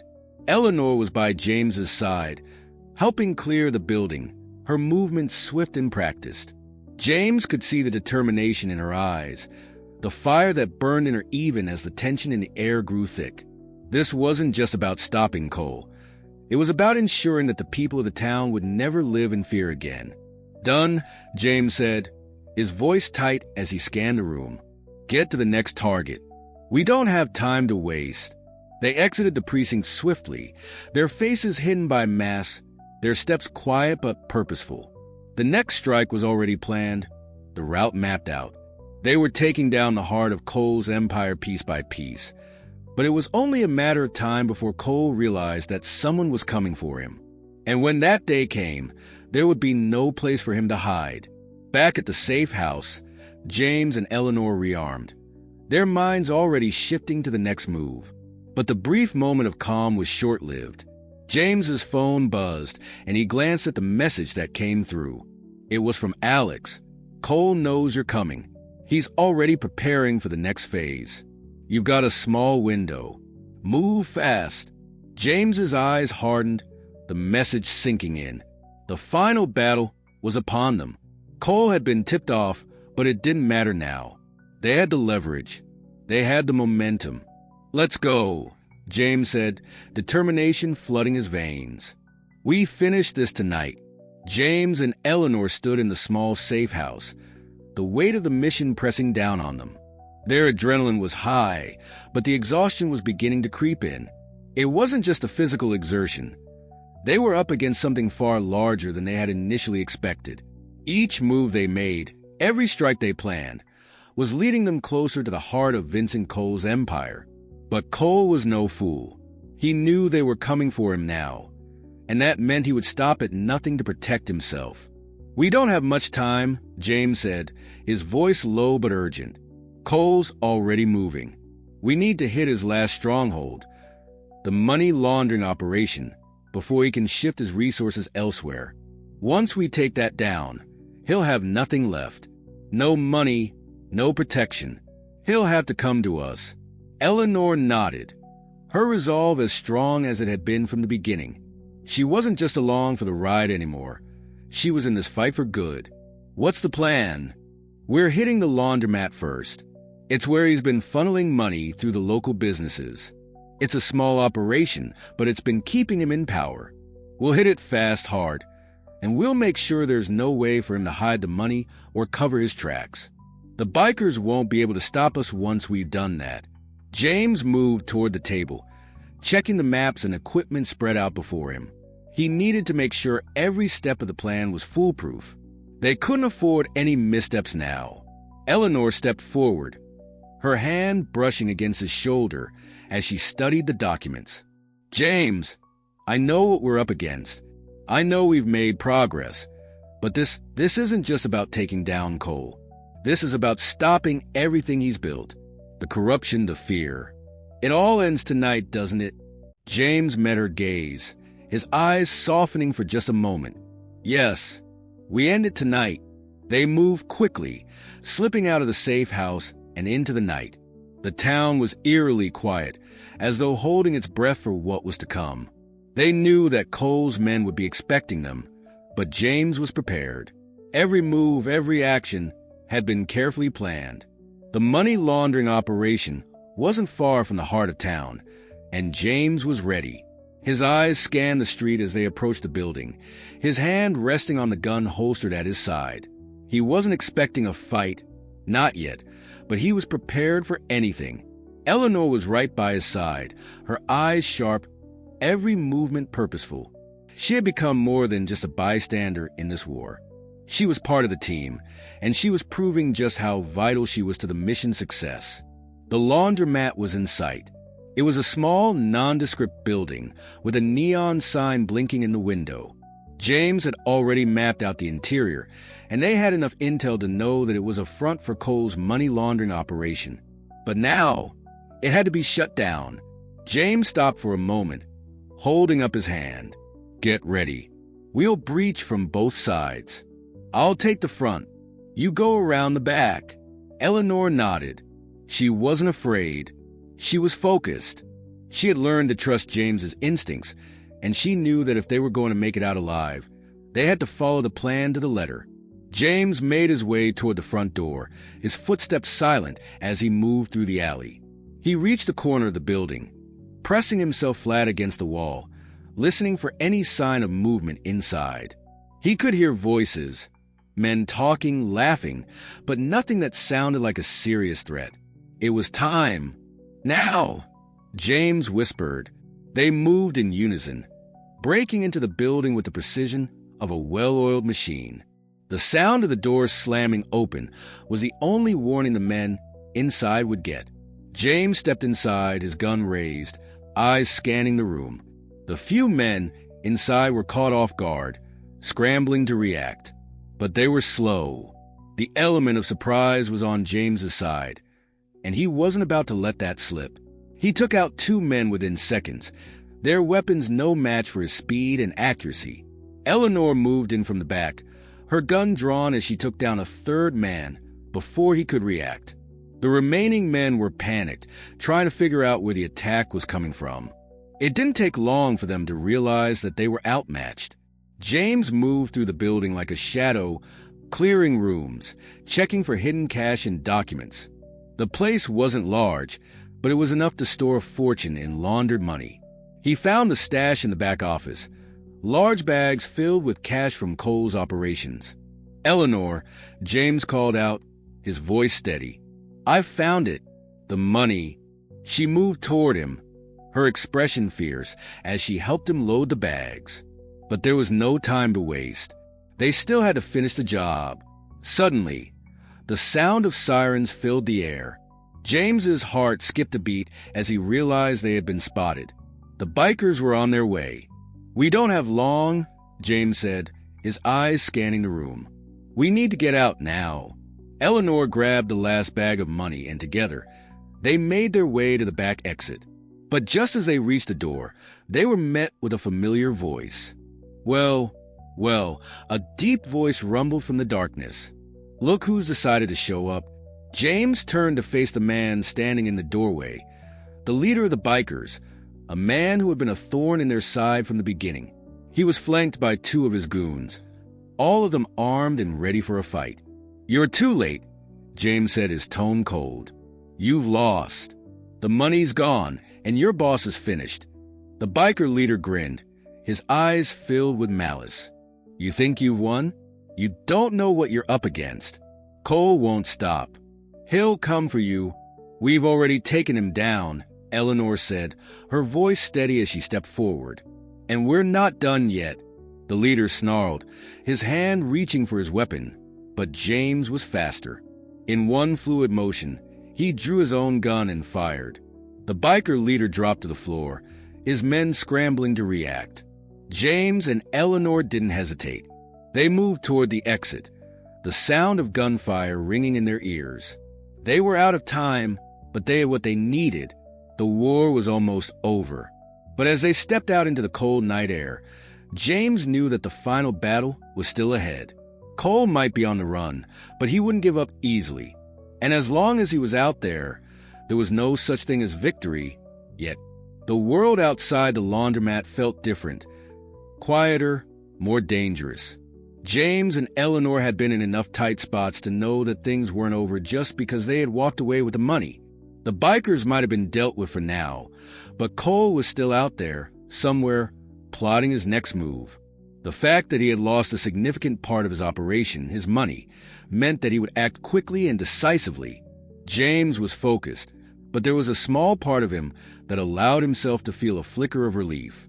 They had taken another key piece out of Cole's empire, but that was only the beginning. Cole still had resources, and he still had power. James knew he had to keep his head in the game. The final strike needed to be well-coordinated and swift. "Let's go," James said to Eleanor, his voice calm and commanding. "We need to hit Cole now, while he's off balance." Eleanor nodded, the fire still burning in her eyes. "How do we find him?" James had the documents, the intel, the safe houses, the locations, the people.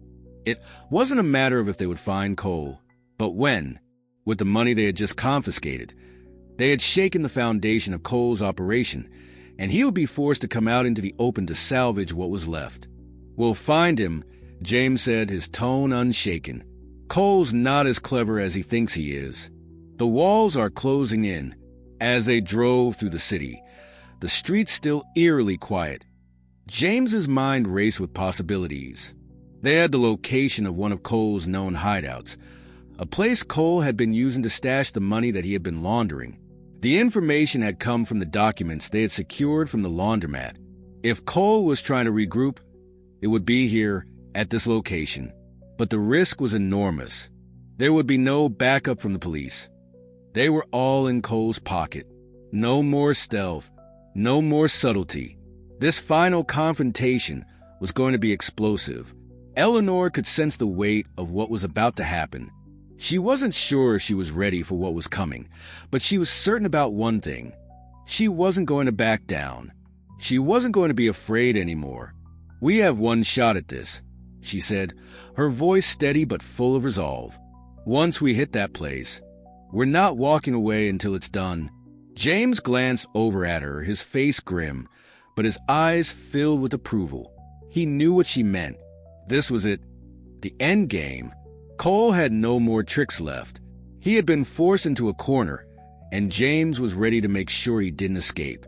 They arrived at the hideout just as the first signs of dawn began to break. The building was old, decrepit, tucked away on the outskirts of town. It wasn't much, just a nondescript warehouse among others, but to Cole, it had served as a temporary fortress. James knew Cole would be here. He had to be. This was where his empire's remaining assets were stored. It was only a matter of time before James and Eleanor found him. "Stay close," James whispered as they approached the building, his hand resting on the gun at his side. "We go in fast, hit them hard." Eleanor nodded, keeping her head down as they moved toward the entrance, staying in the shadows. They could hear voices inside, faint murmurs and the sound of footsteps. It sounded like there were still people inside, probably Cole's men, holding the fort while he tried to figure out his next move. James checked his watch. The element of surprise was on their side. If they were quick, they could end it now. They reached the back door of the warehouse, and James quietly picked the lock. It clicked open, and they slipped inside, guns drawn, every sense heightened. The interior of the warehouse was dark, and the shadows seemed to stretch into eternity. The noise from the men inside was getting louder. At least 3 or 4 voices, all seemingly unaware of the danger creeping closer. James motioned for Eleanor to follow him, and they moved quickly, silent as shadows. They crept down a narrow hallway that led to the central storage area, the heart of the operation. Suddenly, a door creaked open ahead of them. James and Eleanor froze, their eyes darting toward the movement. 2 men emerged from the darkened room ahead, talking in low voices. James's heart raced. They had to act. He signaled to Eleanor, and within seconds, they sprang into action. James took out the first man with a single strike, knocking him out cold before he even had a chance to react. Eleanor followed suit, silently taking out the second man, her movements precise and efficient. They moved deeper into the building, nearing the central room where Cole was likely waiting, surrounded by his remaining loyalists. James's senses were on high alert. This was it. No more distractions, no more diversions. This was the final confrontation. Inside the main room, Cole was seated at a desk, his eyes focused on a stack of documents. His demeanor was calm, too calm, as though he knew exactly what was coming. He was confident, but that confidence faltered as James and Eleanor stepped into the room, weapons drawn.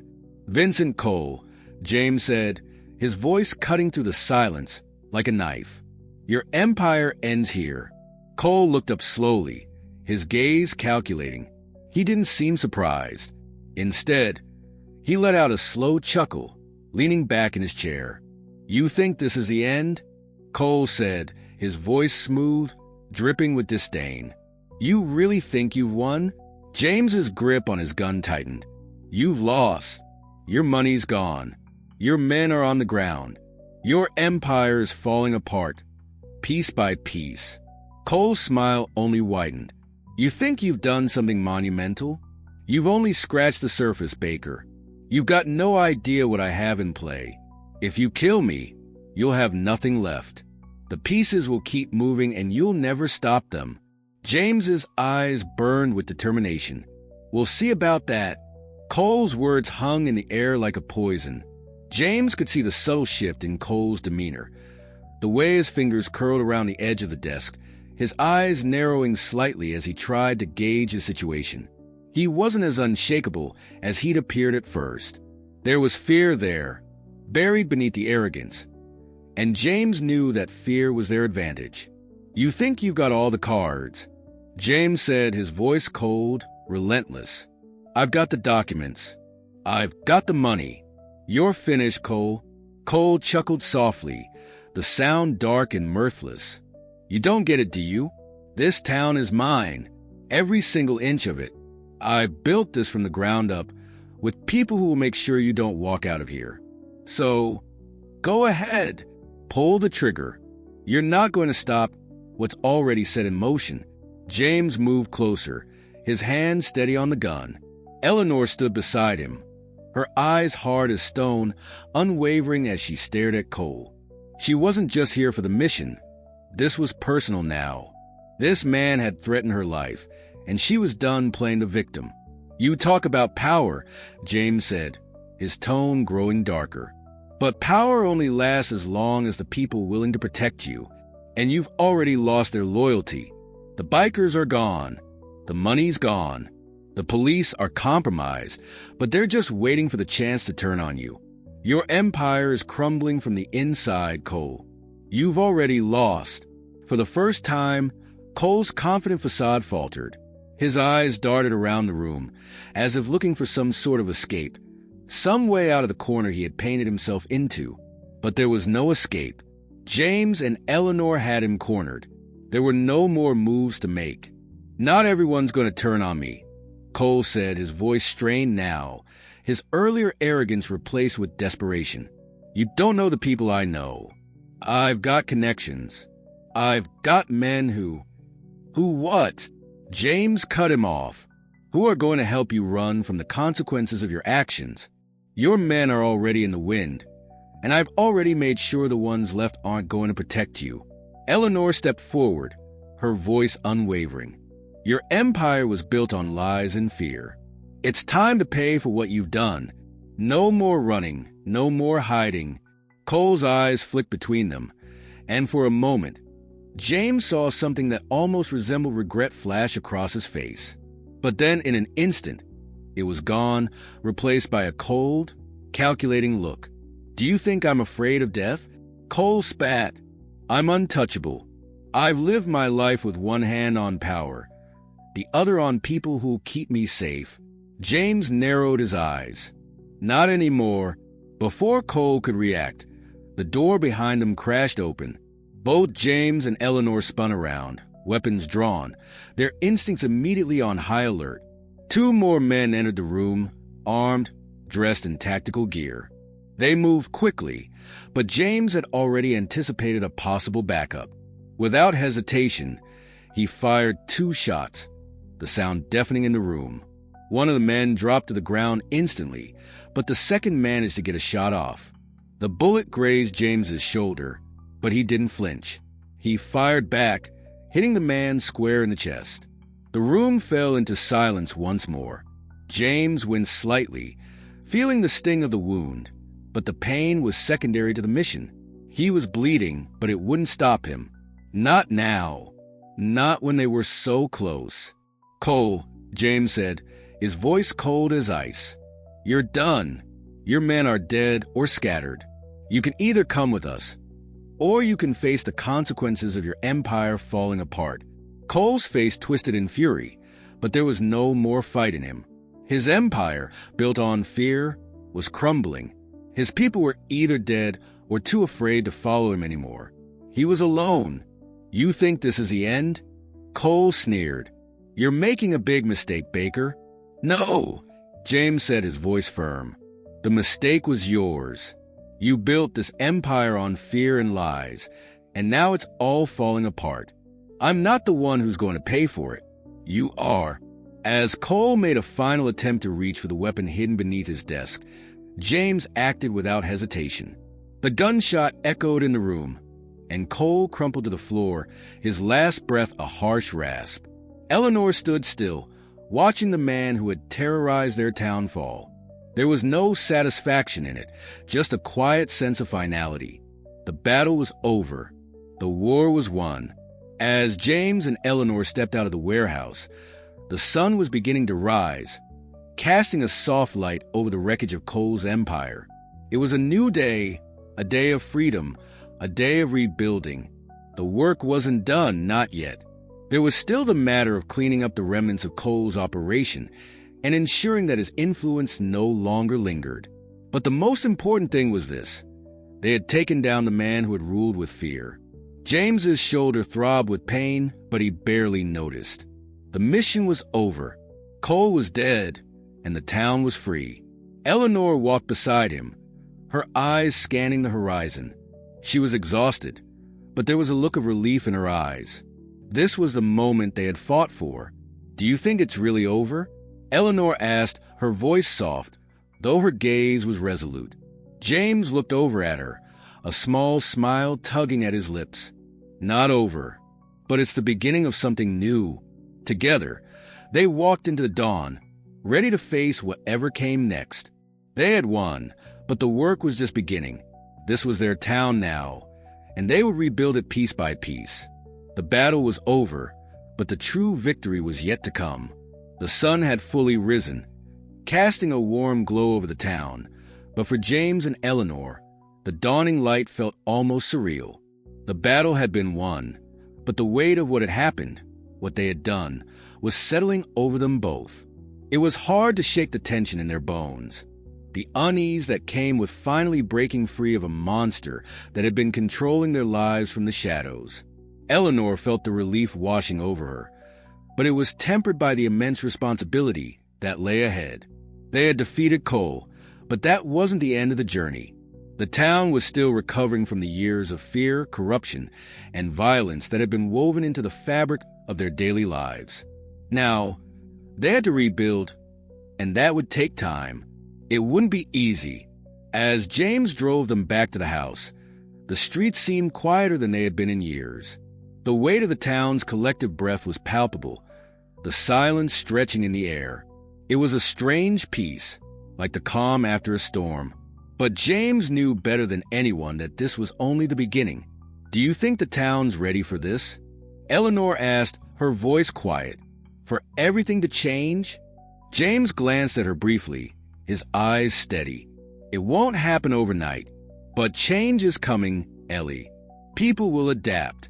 We've taken out the rot, and now it's time to heal. It won't be easy, but we've given them the chance to take back what's theirs." Eleanor nodded slowly. "We've given them the chance to rebuild, but they still have to take it." The quiet truth hung in the air between them. The community, broken and bruised by years of fear, had to find the strength to rise from the ashes. It wasn't just about Cole's empire. It was about the people in the town finding their voices again, reclaiming what had been stolen from them.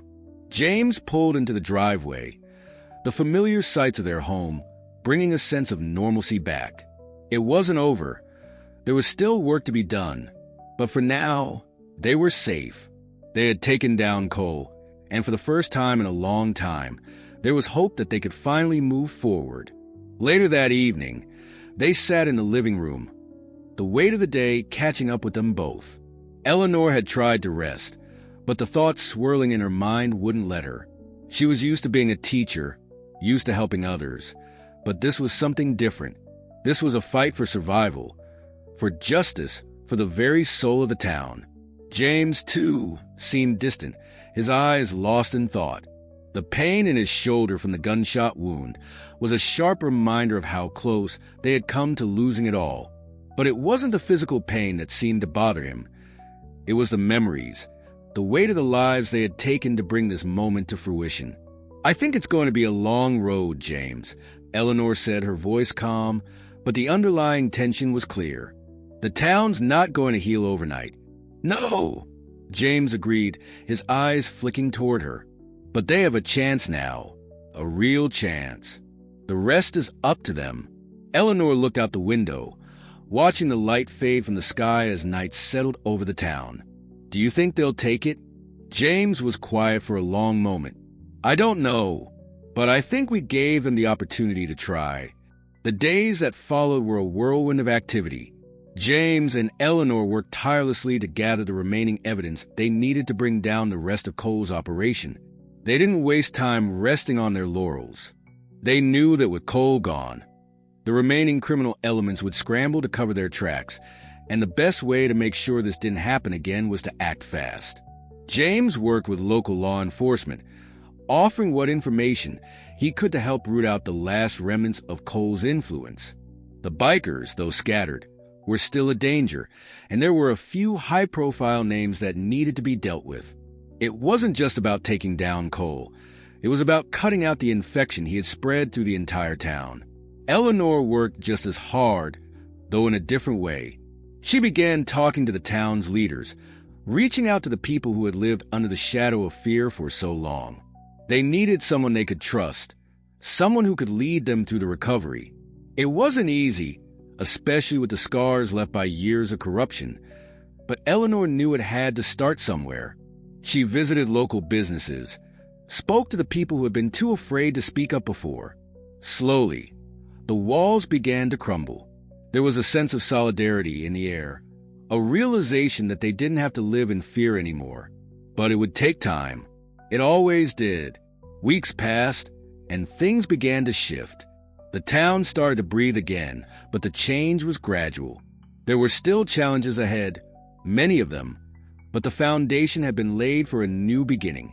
James and Eleanor both knew that the work wasn't done yet, but there was a renewed sense of hope in the air.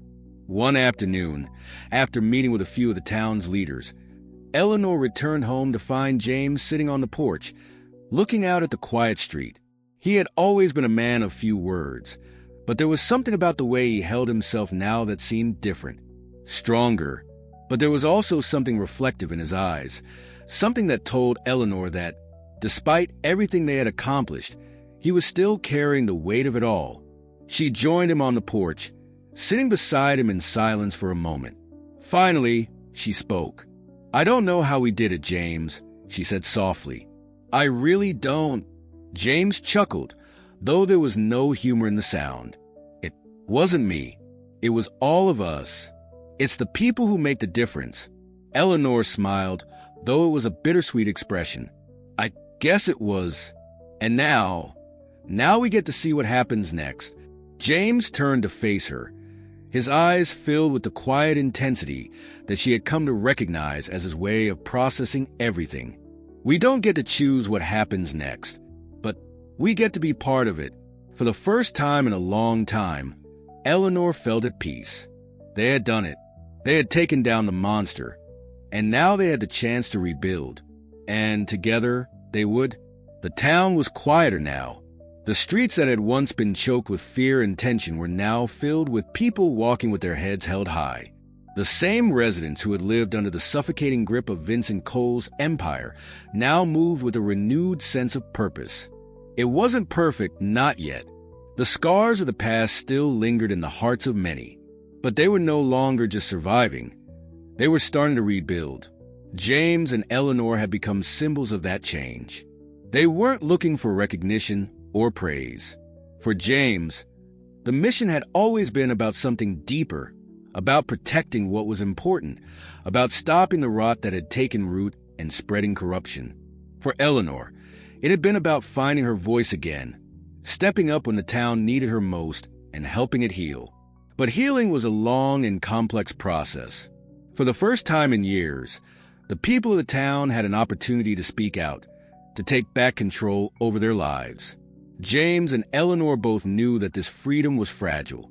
They knew it could be taken away just as easily as it had been earned, but it was theirs now, and they would fight to keep it. The phone rang in the small office James had set up at the house. He had been expecting it, though it still caused his pulse to quicken slightly. He reached for the receiver, his fingers brushing the old wood of the desk before lifting it to his ear. "Baker," James said, his voice calm and focused. There was a pause on the other end of the line, followed by a deep voice. "Commander, it's time." James's hand tightened around the receiver, his thoughts already racing. He knew what this was. He had been expecting it. "Where?" "We've located the remaining faction," the voice continued. "We've got everything we need to finish the job." James exhaled slowly, his mind working through the logistics. He had suspected as much. Vincent Cole was dead, but the infrastructure of his operation, though crippled, wasn't entirely gone. There were still remnants of the empire, still men loyal to Cole who believed they could continue his work, still people who wanted the power Cole had promised them. James glanced over at Eleanor, who was sitting across from him, her eyes focused on a notebook in front of her. She had been working tirelessly, helping with the transition of power in the town, making sure the people who had been oppressed for so long were now empowered to take control of their futures. She had become a force in her own right, James couldn't have asked for a better partner, and he wasn't about to leave her to deal with this alone. "I'm on it," James said, his voice low but filled with determination. "We can't let them regroup." James stood, grabbing his jacket from the back of the chair, his mind already working through the next steps. He didn't hesitate. His movements were swift and deliberate. He had no intention of allowing this last faction to regain power and risk everything they had worked for. They couldn't afford to lose this opportunity, not after everything they had been through. "Eleanor," James said, his voice steady but tinged with urgency, "we need to move fast. There's a small faction left, men who think they can fill Cole's shoes. We've got the intel to end this once and for all." Eleanor stood up immediately, her expression hardening. She had known this moment was coming. Cole's death had caused a ripple effect, and James had known all along that it wasn't going to be as simple as taking him down. There would always be someone who would try to fill the vacuum. "Where are we going?" Eleanor asked, already reaching for her gear. James glanced at her, seeing the same fierce determination that had driven her since they first joined forces. "We've got a location on a safe house they're using. They're still moving money through it, through a few trusted intermediaries. We need to wipe them out." "I'm with you," Eleanor said, her voice unwavering. "Let's end this."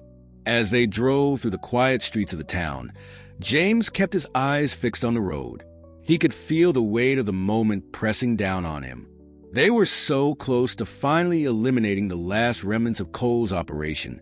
This time, there would be no more shadows. No more waiting. The time for change had come, and nothing would stop them from finishing what they had started. Eleanor sat beside him, her expression calm but sharp. She was ready for whatever came next. They both knew this wasn't just about taking down a few more criminals.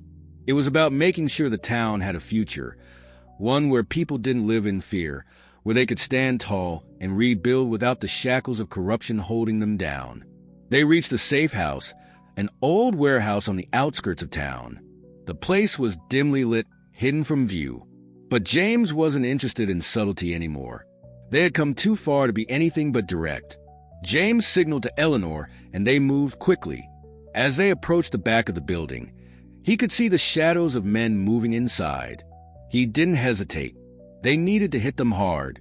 They needed to finish this before anyone could escape. The door to the safe house was locked, but James had a set of tools to handle it.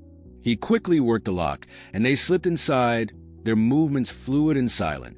Inside, the air was thick with the scent of stale smoke and the faint smell of grease. The men inside had clearly been waiting for something, but they hadn't expected James and Eleanor. The first man didn't even see James coming. A swift move, and he was down. Eleanor took care of the second, her shot precise and quick. The rest of the men scrambled, but they were too slow. James and Eleanor moved like a single force, taking them out one by one, each movement deliberate, each action precise. By the time the last man was on the ground, the safe house was silent. James and Eleanor stood in the center of the room, the reality of what they had just done settling over them. "It's done," James said, his voice quiet but firm. Eleanor nodded. "It's really over." James took a deep breath, surveying the scene. It was over, yes, but it wasn't the end. There would always be work to do. But the town was free. The people were free. And for the first time, James allowed himself a moment to appreciate it. The safe house was cleared. The last of the criminals who had once been loyal to Vincent Cole were gone, their operation dismantled. The building was eerily silent now, a stark contrast to the chaos that had unfolded just hours before.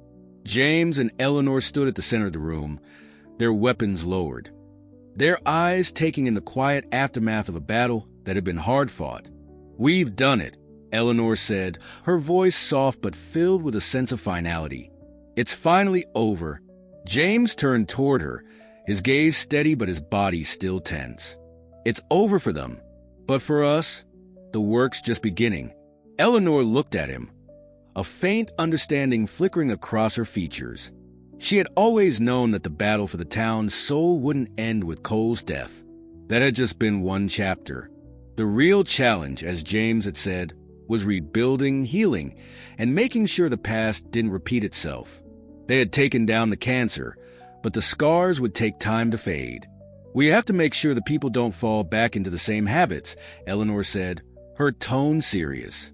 "There are still some dangerous people out there who believe they can take over where Cole left off. We can't afford to be complacent." James nodded, his eyes scanning the room.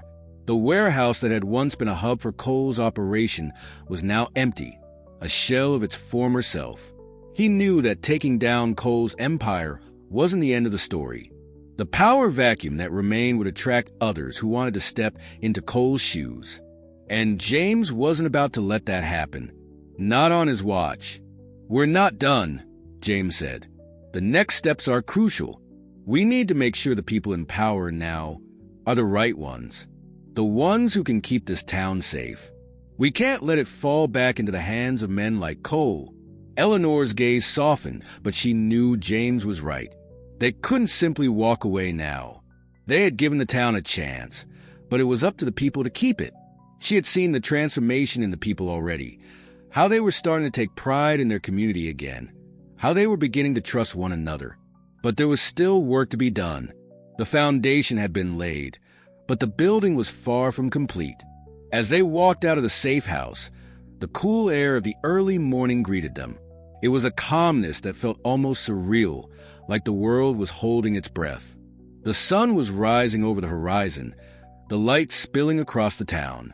It was a new day, a new beginning. James and Eleanor didn't say much as they walked back to the truck. The weight of what they had accomplished was settling over them, but there was no time for reflection. They still had work to do. They still had to make sure the people who had been corrupted by Cole's influence were removed from positions of power. They had to help the town rebuild. The drive back to the house was quiet, but the tension between them had eased. They had won, but they both knew the battle wasn't over. This was just the beginning of a new chapter. The real challenge now was to ensure that the people who had lived under Cole's rule were able to find their footing in a new world, one where they could make their own choices, free from fear. James parked the truck in the driveway, his mind already moving ahead to the next phase of their mission. There were still people who needed to be taken down, still places where Cole's influence lingered. But with the criminal network fractured, it was only a matter of time before the town could breathe easy again. Eleanor stepped out of the truck, her eyes scanning the quiet neighborhood. It had changed. It wasn't the same place it had been when they had first arrived. The streets were cleaner. The people were more connected. There was a sense of unity now, a sense of hope that hadn't been there before. And it was all thanks to the hard work of the people who had chosen to fight. "Do you think they'll be okay?" Eleanor asked quietly, glancing at James as they walked toward the front door. James smiled, though it was a weary smile. "They'll have to be. They've got the tools now. It's up to them to use them." They stepped inside the house, the door closing softly behind them. There was a sense of peace in the air, though James knew that peace was fragile. It would take time for the town to fully heal. It would take time for the people to trust again. But for the first time in a long time, they had the opportunity to rebuild. Eleanor set her bag down on the table, her movement slow as she took a deep breath. "What happens now?" James leaned against the wall, looking at her for a moment before answering. "Now, we help them rebuild. We stay. We make sure the change sticks. We don't let the past repeat itself." Eleanor nodded, a sense of purpose settling over her. They had done what they set out to do. They had taken down Vincent Cole and his empire, but now they had to help the town move forward. The future was uncertain, but they were ready for whatever came next. Together, James reached out, pulling her into a brief, quiet embrace. It wasn't just a gesture of affection. It was the silent acknowledgement of everything they had been through, the battles they had fought, the lives they had touched. "Whatever happens next," James said softly, "we face it together."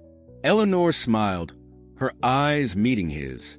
Together, The days that followed were filled with meetings, paperwork, and more discussions about the future of the town. James and Eleanor worked tirelessly with the new leaders who had risen from the ashes, making sure the right people were in place to keep the town safe. They helped facilitate the rebuilding process, whether it was the local economy or the justice system that had been so corrupted. It wasn't easy, but the sense of progress was undeniable. The town would never be the same as it had been, but it was better now. It was free, and that was all that mattered. James and Eleanor stood on the porch, looking out over the town. The streets were bustling with people going about their lives, smiling at each other, talking. The peace was palpable. It was no longer a town gripped by fear, but a community on the mend.